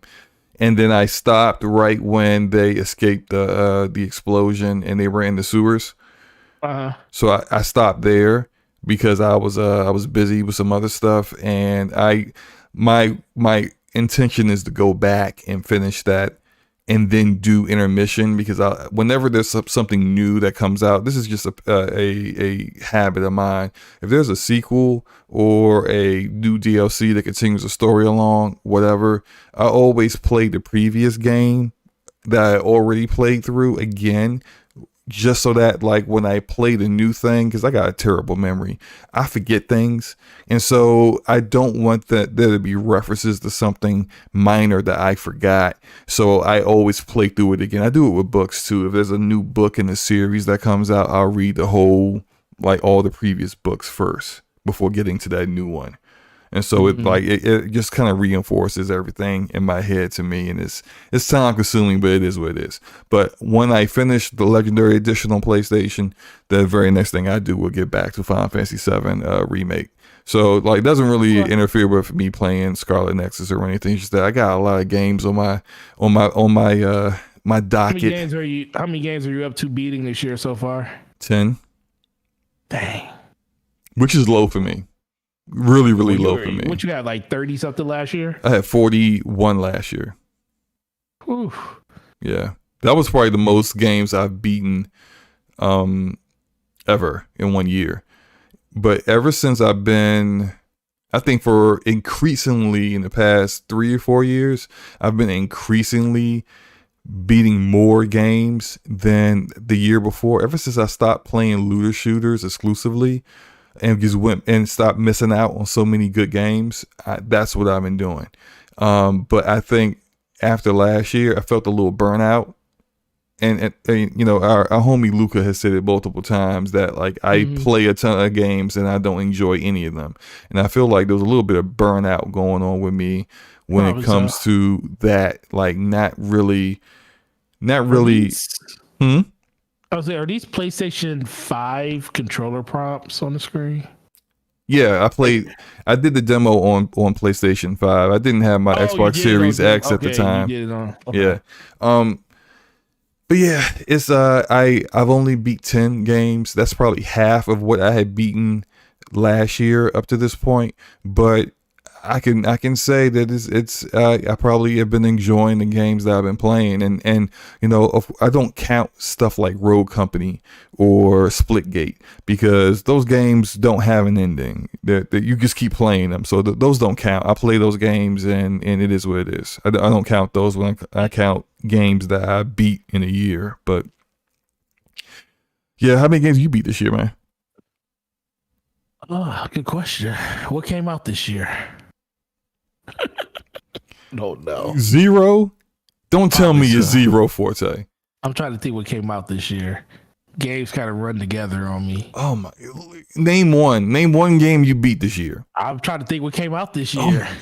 Ratchet and Clank. I'm almost done with that. I'm at 83%. All right. Matter of fact, maybe to help you, I will list off the games that I've beat this year. I actually got a list in my phone. Jog my memory. Maybe I can help you out here with this. You might have to. Oh, I beat Gears of War. No, you didn't. You didn't beat Gears of War. You didn't start it from the beginning. You didn't. No, you don't. That don't count. I beat Gears 5. That doesn't count. It does not. Forte, stop it. Stop. You know what? We're gonna let the chat decide this. Chat. Oh my God, I know I didn't beat the game. I'm about to say. I knew Gregor was coming with the slander once you started this topic. Gregor Von Doom says somehow Forte beat -1 games this year. So I beat Cyberpunk. That was the first game I beat this year, was Cyberpunk. You actually ignored that game that much? You know, I actually enjoyed the story. Even though I almost didn't finish it because the final mission was so buggy that I almost rage quit because I just couldn't get through it. It was this part where There's a particular part where you get ambushed, and then you're supposed to fight off waves of enemies, and then you have this tank, and you're supposed to shoot a wall and go through, but like there was something wrong. The tank was bugged. The slightest bullet or grenade or anything that was shot near the tank would make it fly up in the air, and when it would come back down, it would be upside down, and there's no way to flip it right side up, and therefore you're stuck, and you would have to restart at a checkpoint. And so the only way, after like 6 restarts, because it kept happening and I was about to literally throw my controller, I finally just decided to, when the last ambush happened, I rushed them and fought them away, as far away from the tank as I possibly could, and I was able to complete that part because the tank never got like touched. It's just literally, that's how buggy that game was. I know it's said that it's better now. I was going to do a second playthrough with different choices, but it's just, the story was good, but I ain't enjoyed that much. It's definitely on the back burner. I'll go play through it again when I really feel that bored. Second game I beat was Ghost of Tsushima. And I played a lot of Legends. Legends was awesome. I need to get back to playing Legends. Shout out to Eric Cuts for the win, and the Troubleshooters. I know they were talking about playing some Legends. I'm always down to play Legends. Also, Halo right now. Yeah. Oh, they are? Yeah, I know they having fun. And Sincere and the Gold Chain Gamer said they will play it too. So I need to get up with somebody and play some Legends. I beat Forza Horizon 3. I basically just completed every race there is to complete in it. I must have been really bored. Horizon 3? Yeah. Oh, you definitely was bored. I was definitely not bored. Not even Horizon 4, Horizon 3. Well, I mean, up to a certain point, I did everything you could do in 4. Every now and then I would crank open for just to see the Scumcast car that Don Julio made for us, and just drive around in it and record it. But otherwise, I don't play that no more. Beat Outriders. I beat Mass Effect 1 Legendary Edition. Beat Horizon Zero Dawn on PC. Beat Gears 5 again. And I beat Mass Effect 1 Remastered Legendary Edition on PC as well. So I kind of that one too. I beat Ratchet and Clank 2016 on my PlayStation 5, and then I beat Rift Apart last week. So that's my 10 so far this year. I'm looking through my list. I didn't beat any games this year. I beat stuff at the end of last year. Forte. Yes. I need you to answer this question for me. Yes, go ahead. How can you have all of these games and not beat any of them? That's a good question. But how can you do so many podcasts about gaming and not beat any games this year? Well, you don't hear me capping about games either. Well, no, but still, man, beat a game. I only cap the only time I get animated about a game is which game? The game that I can 100% cap for because I play it all the time. You beat zero. It's almost July. Well, okay, and let's look at my list. I'll tell you. Let's see. I play NBA. I play Destiny. It's hard for me to go through Octopath again. I started playing it, but then I was like, I really don't want to do this again just for achievement points. So I kind of just said meh to that. Oh, I beat Outriders. This year. One game. There we go. Finally, thank you. I beat Outriders. I did beat Outriders. I beat Outriders. Okay. I beat Outriders. Okay. I'm just going through my achievement list because they go in order as you played them. So I did beat Outriders. I started playing Dirt 5 about 2 weeks ago. And I'm about 56% through the races, so I'm halfway through that. I started a Plague's Tale back up because I already started playing it on PC. I was on chapter 4 or 5 when I stopped. So I'm probably going to end. Well, I'm not going to probably. I am going to finish that out because I really like the story. I just started jumping back and forth to other games and stuff. No, I'm sorry. Gregor in the chat. What do you say? Gregor says the most action Forte's games get is when he accidentally sits on his controller. Oh my god. Oh my gosh, man. That's true. That's true, Ryan Land. He says blame Forte's giant new lawn for taking too much of his time away from playing games. Absolutely. I thought you hired a contractor for that. That's what I said. That was going to say that was a good observation up until about 2 weeks ago, because 2 weeks ago I just started having people coming to cut my grass. So I don't do it myself anymore.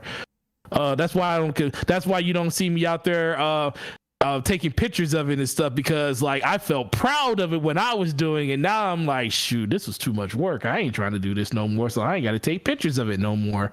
But yeah, so I'm on track for 3 games probably in the next week and a half. Well, maybe by the end of this, I'll say by the end of next month I'll have 6 games beat. Wait a minute, what are these 5 other games? Well, so I'll have I already got Outriders beat. I'll have Ratchet & Clank beat by the end of this month. Okay, I'll have Plague's Tale beat by the middle of next month, if not by the end of this month. Dirt 5 will most likely be beat by the end. Wait a minute, hold on. Dirt. Okay, no, I did have Forza in there, so that's fine. Go ahead. Yeah. Dirt 5 will be beat before the end. That's what 4. Mm-hmm. And then so it'll be 7, because I'll have the Mass Effect trilogy finally beat by then too. So all three of those games? All 3 of those will be beat by the end of next month.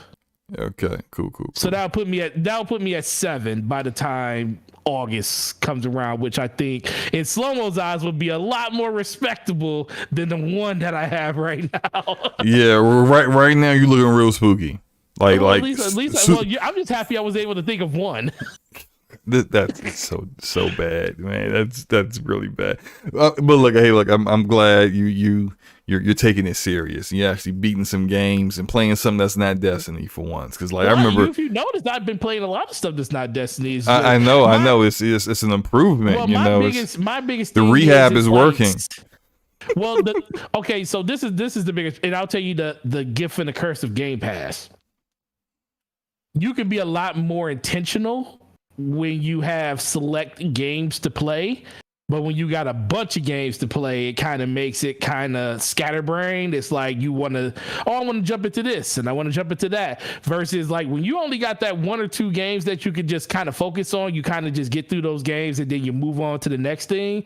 I have so many games, like not even outside of just Game Pass in general. I have over 500 games on my Xbox Series X, and then outside of Game Pass, and then on my PlayStation I got 293 that I own. So and how many of them have you beat? Like 7 of those? You might be right. Probably about 11. Joke. I was trying to be funny, but now I'm accurate. 11. My God. Uncharted games, I beat those. I beat Last of Us Part 1. I didn't beat 2 yet, because I just didn't go back after I've heard about the story. God of War is the one I beat. I talk about that one the most because I love it. You should probably finish Last of Us Part 2. Don't just take what other people say about the story and let that influence. I will. It's just getting back over there and doing it, and then I'm actually gonna play through that again after I get done with Final Fantasy 7 Intermission, remake Intermission, because I want to play it in 60 frames. I want to play it in 60 frames per second. So that's when I want to finish, because I was going to finish playing when I got the PlayStation 5. I was going to finish out my Final Fantasy 7, because I'm like 18 hours in the game, but then when I heard they were making a PS5 version of it, I was like, whoa, 60 frames per second, I'll just wait for that. So that's the only reason I didn't finish Final Fantasy, because by the time I was going to finish it, I'm like, yeah, they're coming out with another version, so I'll just wait.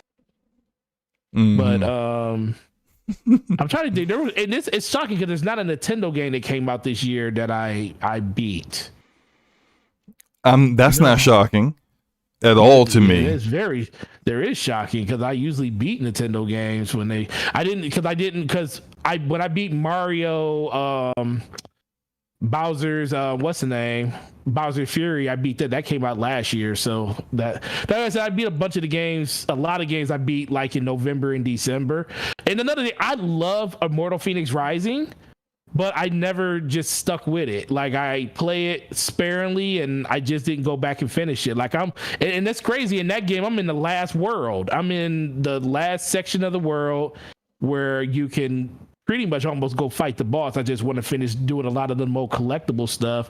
But I didn't finish that game, but I'm pretty far in it. You know, I kind of get that a little bit. Far Cry 5 is like that for me too. I beat the first two bosses in Far Cry 3. Well, I pushed through. I pushed through Far Cry 5. I was just sick of it. I wanted to get it done with. I did the brother. And I remember Final stopped. Fantasy. This is back in the day. I played this, I think, on 360. But Final Fantasy 13. I can't. I hate that game. By the way, I love Final Fantasy. I haven't enjoyed a mainline Final Fantasy since 9. And 13 was the worst for me.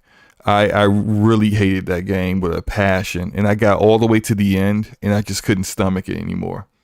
I'm literally like right at the end of the game, the final quest, and I'm just like, nah. I just quit and never went back. So I never finished that game. Yeah, well, I was just thinking, like, I was just talking to see Cat Daddy said the same thing. He says Fax Forte and Scarlet Nexus is about to be another distraction. But what I was thinking about, I was thinking like when I was playing predominantly on PC for a while before I like 100% came back to just playing on console, like games like Tomb Raider, the original Tomb Raider, I didn't beat that on console. I beat that on PC. And then I beat BioWare. I beat BioShock Infinite. I beat that on PC for the first time. I beat more games. I beat more games on PC this last generation than I did on console. I'm way more games on PC. I didn't start on PC until about 2018, 2019. So I wouldn't say, although since I've been on PC, the majority of games I've beaten have been on PC. So, yeah. And it's just, you know, those games perform better on my rig than they did on consoles, and so I enjoyed some of them. Like actually, it improved how I enjoyed that game.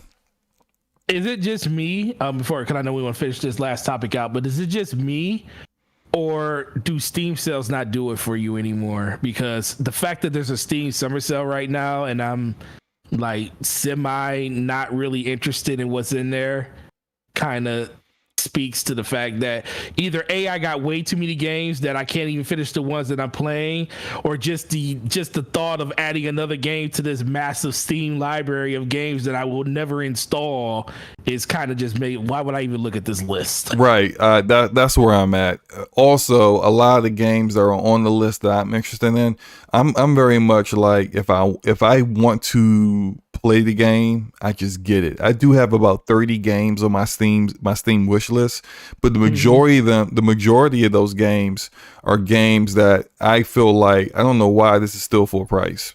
Like and it's years old. Like that Atelier Resilia, whatever game that all the Weebos love for all the wrong reasons. I got it on my list because I heard it's a really good RPG, but it's $60 because the Weebos won't stop buying it for some reason. I don't know, and I'm just like, I'm not spending $60 full price for a game that's 3 years old. Like, what the heck? Right. So I'm like, but there's games like that are on my wish list. It's maybe like 5 that are actually out. The rest of the games that are on my wish list are games that aren't even out yet. And so when they're out, I'll buy them. And so when it comes to the Steam sale, I look at what they got and I'm like, I own it. And then the rest of it is just stuff I don't care about. So it's just, you know. Yeah, I'm with you. Yeah. But let's go ahead and move on. You know, Scarlet Nexus, definitely going to play it tomorrow. Look out for my live stream. I don't know when I'm going to start it, but I'm going to do it at some point tomorrow. And, you know, if you're still on the fence with the game, come check it out and, you know, maybe decide whether you want to play it or not. next up, and the last topic of tonight is the blue box conspiracy. So, like, Forte, explain to our audience what this whole blue box conspiracy nonsense is. So, a lot of people probably already heard about it, but it was basically a developer by the name of Blue Box. They came out and they had a series of tweets where they were trying to get people hyped up for their new game that's getting released, and they were telling people, we bet you couldn't guess it, but it's the game starts with first letter S, last letter L. And it basically comes out to a lot of people saying, oh my God, it must be Silent Hill because, first letter S, last letter L. That was one of the triggers for the community to have them really looking and focusing in on what Blue Box was making. And then Blue Box kind of didn't do themselves any more favors by coming out and having it kind of just not really dampering that expectation up front. They were kind of leaning into like all of the not support, but all of the accolades or just attention they were getting on their Twitter account. And people were, going through different media trying to find out what different last names mean. When you come to the person's last name that actually was talking about it, his last name, when you change it to Turkish, it comes out to be Kojima. Hideo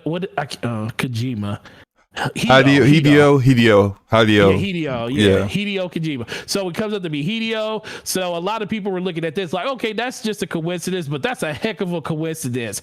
But then when you keep looking deeper and deeper, there's even more coincidences that kept popping up and stuff like that. So if you want a better explanation of exactly what's going on with this development and all the stuff, I definitely suggest you check out Brett Podcast yesterday, because Undead did an amazing job of saying why this is something that he can see, even knowing a lot of the stuff was very peculiar and fishy, and a lot of the stuff was actually like scratching your head type. This is really a crazy coincidence, but he really gave a good reason why this is definitely not the thing, and why this game is actually not what people think it is when it comes to Silent Hill.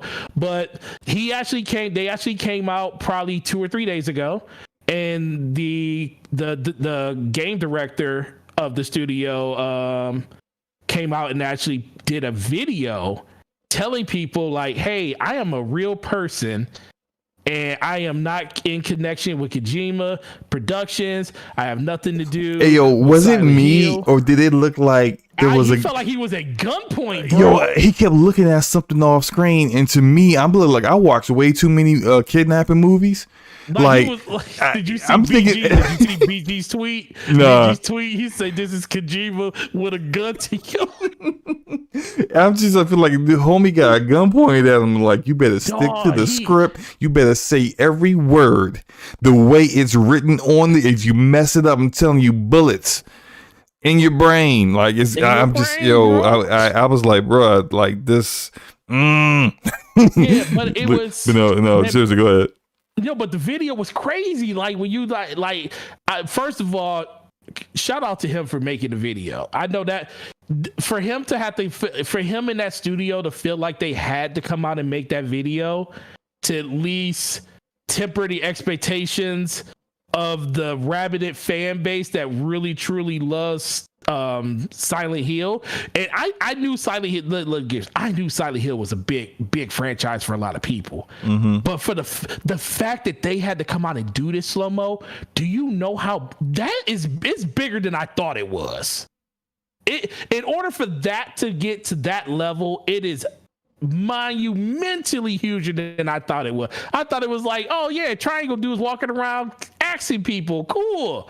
I knew it was a cool franchise, but I was like, okay, it's not Resident Evil or anything like that. But this is part of that whole thing that I was talking about yesterday with Hideo Kojima. Like, is Silent Hill being pushed as hard as it's being pushed because people love Silent Hill, or is it being pushed as hard as it's being pushed because they know if a Silent Hill game is coming out, it's being masterminded by Hideo Kojima? Would it be would it still get that same fever pitch of attention if it wasn't a Hideo Kojima name tied to it? That's the most interesting thing to me about this, because people literally thought this dude, that even after the video, people was like, that's the best CGI I ever seen. That's definitely Hideo Kojima in the sky. Oh my god. I was like, Hito can't even speak proper English. This dude is up here literally about to cry on the screen while he telling you guys, I have no affiliation with Konami. I have no affiliation. I mean, not Konami. I have no affiliation with Silent Hill. I have no affiliation with Kojima or Kojima Productions. And then guess what? Kojima Productions and all the great wisdom, they go out there and like the tweet. And people out there like, why is Kojima Productions liking this tweet? It's like the most craziest thing I've ever seen. It's like one thing led to another, that led to another, that led to an anthill, and the anthill had lava coming out of it, and now everybody's trying to run for cover because nobody wants to know what's going on. Oh my god, it's crazy. What do you think, Slow-Mo? Look, man. First of all, I'm not a fan of these horror games. I don't understand what the only one I really care for is like Until Dawn, which ain't really a horror game. It's more of like in that Telltale format, and I enjoy that one. Most horror game I skip. The Outlast. Why I want to play that? Why would I want to be scared? That's a game without weapons, running around. You know, Outlast, you can't even defend yourself for that game. Can you imagine me playing a game where violence is going to be, done to my virtual self, and I don't have a gun in my hand? No, I'm not playing that. Out of here, bro. No, I don't think so. Like the most I would go is Resident Evil 3. Remake, and I enjoy. That's the only Resident Evil I really enjoy, because they gave you plenty of ammo in that one compared to the other ones. But I actually heard Village gives you plenty of ammo too. Maybe I'll pick that one up. Village gives you a arsenal. Yeah, so maybe I'll pick that up. But like, no, that's just not really the kind of games I enjoy. So I don't get it. But I do get the rabid cult like intensity that the Kojima cult has, and I think they really stepped in it. Like that tweet they sent out, the one that you mentioned where it begins with an S, ends with an L, they knew what they were doing. Now if this was a joke, no one got it. Start with an S and ends with an L though, Slow-Mo. Huh? I wonder if their game does start with an S and ends with an L. No. They said, I need to find, I don't have the chance right now to find the actual tweet, but they said that their game was either related to or was bringing back a game that begins with an S and ends with an L. And so literally everyone started replaying Silent Hill, Silent Hill, Silent Hill. And it's just like, wait, what? Like, so like if that was a joke, they should have had at the very end of that tweet, we're just kidding. Joking, something. Or the tweet right under it, like reply to their own tweet, and so it had to be right under it saying we're just kidding. Right. But they didn't. So if it was a joke, it was in poor taste, but I really don't think that was the case. I really feel like they were really trying to, they saw that there's some people had this idea that abandoned the game that I'm showing, like of their teaser that I'm showing right now was actually Silent Hill, and they ran with it. Yeah, they definitely and they said, hey, let's get some publicity for our game. And that was a bad idea. Here's why it's a bad idea. Gamers don't like to have their expectations dashed. Right. I mean, I don't think that's a wild take or something that should be surprising to anybody who works in the games industry. But you don't want to anger gamers. You can get some publicity and you can get some you can have your game become infamous and get very popular very quickly and be enjoying the highs of that. But when it comes out that your game isn't what people thought it was, what you insinuated it was, what people have been theorizing it was, oh, the lows are coming. And what you don't want is your user reviews for your Metacritic being -2 because people are just like, it's not Silent Hill. Doesn't matter how good the game is. And you got developers out there. Now, I remember Nick Undead XVI, shout out to him, saying that he felt bad for the developers. And I kind of understand.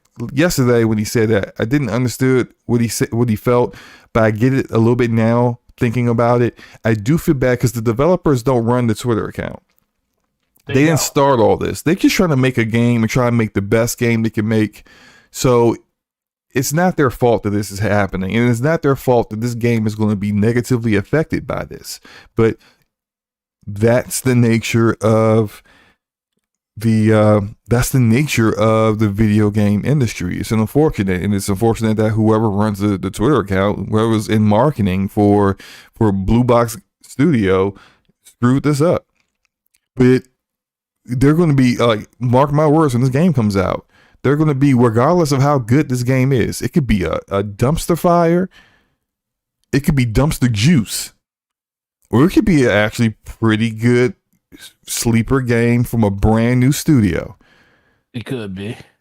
And there are going to be people who are going to dump on it just because it's not what they thought it was. We had a guy, when we had, and shout out to Jeff Grubb and Randolph Thor 19, we had them on DPS with us last week. There was this guy just trolling Grubb in the chat because Grubb said the game wasn't Silent Hill. And he was just upset and angry in the chat. And it's just like, yeah, that's the guy. That's the kind of guy that's going to be upset that this game isn't Silent Hill. Yeah. That's the dude that can't be reasoned with. We had to block him. That's the kind of guy that can't be reasoned with. So it is what it is. You know, we'll see what happens. I certainly hope this game is really good to try to offset some of the hate it's going to get. No, and I think that's the thing that I get ready for a rude awakening, because a lot of people are going to be really, I even tweeted when he said that message, I was like, I was happy that they did the message in the video, but for some people, this isn't going to be enough until they actually hear what the game's going to be. And then when they hear what the game's going to be, it's going to be, if it's not Silent Hill, it's going to be, well, why didn't Sony come out? For some reason, I think Sony going to get blamed for it, even knowing Sony had nothing to do with it. So, so I already see that kind of being a problem. But overall, I do feel bad for the developers, because, we have seen Twitter accounts, IGN comment sections during Xbox streams, people saying stuff that should not be taken to light when it comes to the whole body of the rest of the company and stuff. And but just because one person does something wrong, or one account says something out of pocket, you kind of are victim to the information that's out there about you. And gamers are very entitled. They want what they want, and if they feel like you are giving them what they want, but then you take it away from them, they're gonna act like, well, you told us it was Silent Hill by saying it began with an S and it ends with an L. So right. Even though they never came out and said that, but they didn't do themselves any favors by kind of leaning into that. And let's be for real, they definitely liked the attention they were getting from it, but I think that attention turned into something that was very uncomfortable for them as the week went on, because it wasn't something that just started one day and ended the next day. We were talking about that, like, it started E3 week, and it was like literally the conversation when E3 was over. Right. It didn't end. And it did not end. I think they let it go. They should have never did the tweet that started it. And they also didn't correct the narrative that was going out there and the speculation soon enough. So we have a question actually from Ryan Landis, and he says, Forte and Slobo, how would you attempt to fix this if in charge? Maybe go quiet for a while, maybe give more details and or delay the game. Now, I'll go first, Forte. Yeah. If I was in charge, if I was Hassan, who runs the studio, the CEO of the studio, What I would do is I would do a deep dive on the game. I would try to sell the people who are upset about the game about what the game actually is. And so instead of waiting, because like if this trailer that I got running right now, it says more details coming soon at the end. Whatever time frame that I wanted to show those details, I would talk to Sony. I would explain the situation to Sony because Sony's publishing this. And I would say, look, I think I should get ahead of this while I can. And what we had planned, speed up that timetable, show what we had planned now, and explain to people what Abandon is really about. That's what I would do. I would try to convey how good this game is going to be, and then also tell the people about how we're fans of Kojima and how much we love his work and how his work has influenced what this game is, which is not Silent Hill but Abandon. I will try to lean into giving everything about this game that I can give at the time without overselling it, because the game's not ready yet. So of course you can't show everything, because you don't want to be in a situation like The Division or Watch Dogs where you change things after you show stuff and now people are upset that what you showed wasn't it. But I would definitely just lean into it and try to get those people on my side about enjoying Abandoned and not, being so much disappointed that it's not Silent Hill. Now, Forte, what do you think? No, I think that would be the best way to go about it.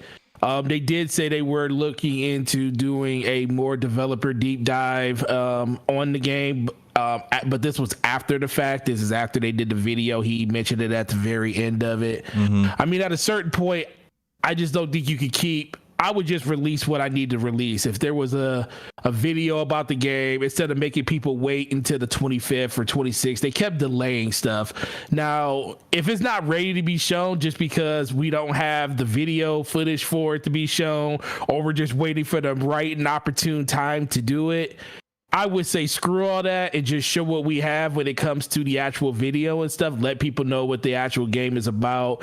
I would actually tell people what the name of the game is, just so people can actually get off our case about it. Because all you're doing is still leaning into the speculation that, is this them just trying to, hide the football or whatever at a certain point. Like, what are we doing here? Is this actually what people are talking about? Is this still Silent Hill, but they're trying to, do the cover up? Right. I just want to get the information out there, especially if you're willing to go out and do a stream and say, hey, I'm an actual person. And to me, it felt more like they were, not that they were afraid, but that they feel like if we don't do this, we're going to alienate people. And if people were interested in the game that we probably were going to release, now they're not, because they'll feel like we misled them. Yeah. So I think that was kind of the reason that video came out in the first place. And I still feel like I'm happy that they did the video, but I still don't think they did enough. I think they need to come out and just, say what the game is. What is the game? Transparency is your best friend at this point.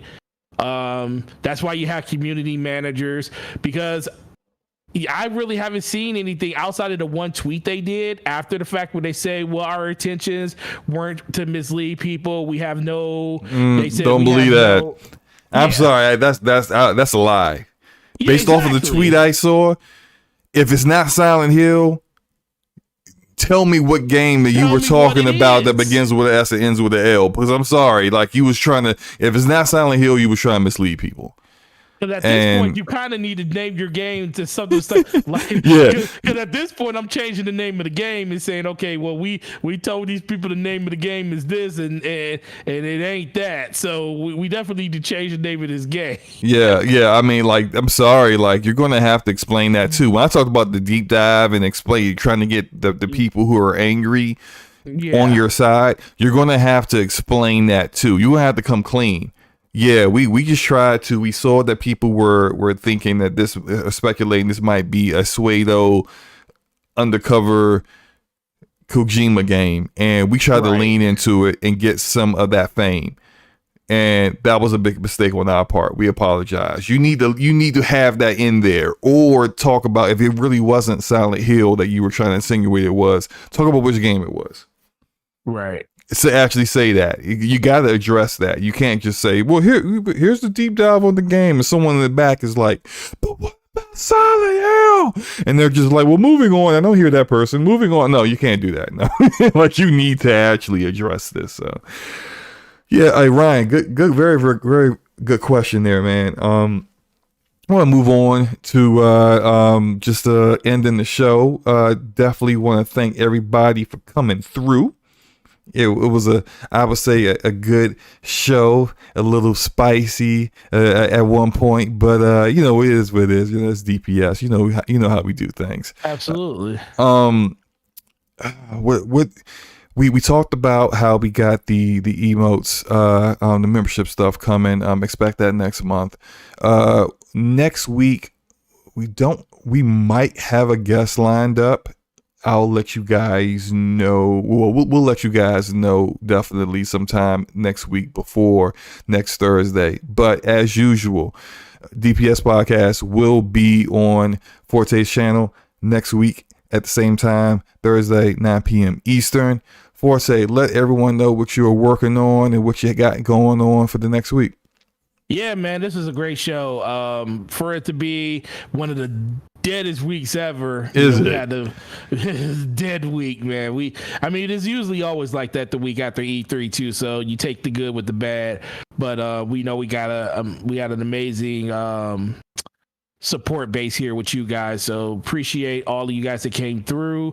Another amazing job on the show today. Thank you. We pulled it out, bro. We pulled it out. But it's Gaming Forte everywhere, YouTube, Twitter, Xbox Live. I do want to say thank you to all of you guys that did show up last week. That was a record-breaking week for us, and we truly appreciate all the support. And anybody that came over from the stream last week, appreciate you guys coming over here too. Make sure you sub to my homeboy's channel. He is literally 10 subs away from what is that? 1100. Is it 1100? Yeah, 10 subs away from 1100, man. He went from 1,000 to 1100 in faster time than he went from 500 to 1,000, which is crazy. But I appreciate all you guys for coming through, and hope you guys enjoy the rest of this week and enjoy the games that's coming out, and y'all have a good week. But any videos you working on that people should look out for? There's a bunch of videos, man. I'm working on, like, my Halo video bomb. That thing was terrible. No one cares about that release date. Hey, look, it's not about the views, man. Look, if people didn't watch it, they missed out on quality content. That video bombed. Yeah, you're right. It was a good video. I definitely checked that video out. But yeah, there's a couple of things around, some more stuff around Halo coming out.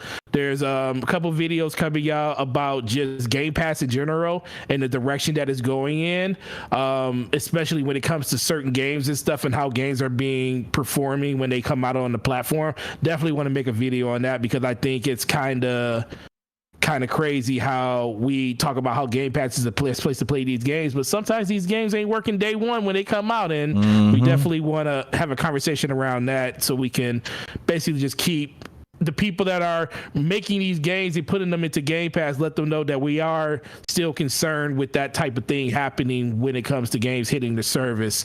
So that's going to probably be the next video that's coming out, and I appreciate all of you guys if you check it out when it does. Bet. I'll definitely be looking forward to it because that's a good topic, actually. Something I think that it's an important topic that we all need to speak on in regards to. Yeah, it's good that you're getting these games in day and day, but some of them, at launch, but some of them aren't worthy.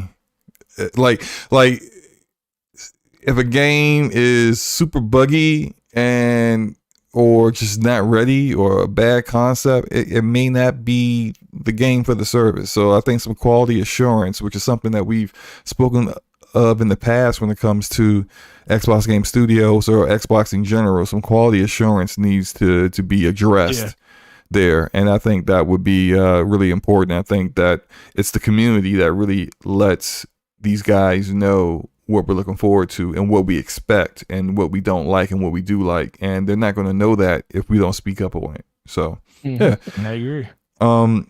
For me, I got a couple of videos in store, and like I said, I dropped 2 earlier this week. I'm going to expect at least 2 before the next episode next week on your channel, Forte. I should be live streaming Scarlet Nexus tomorrow.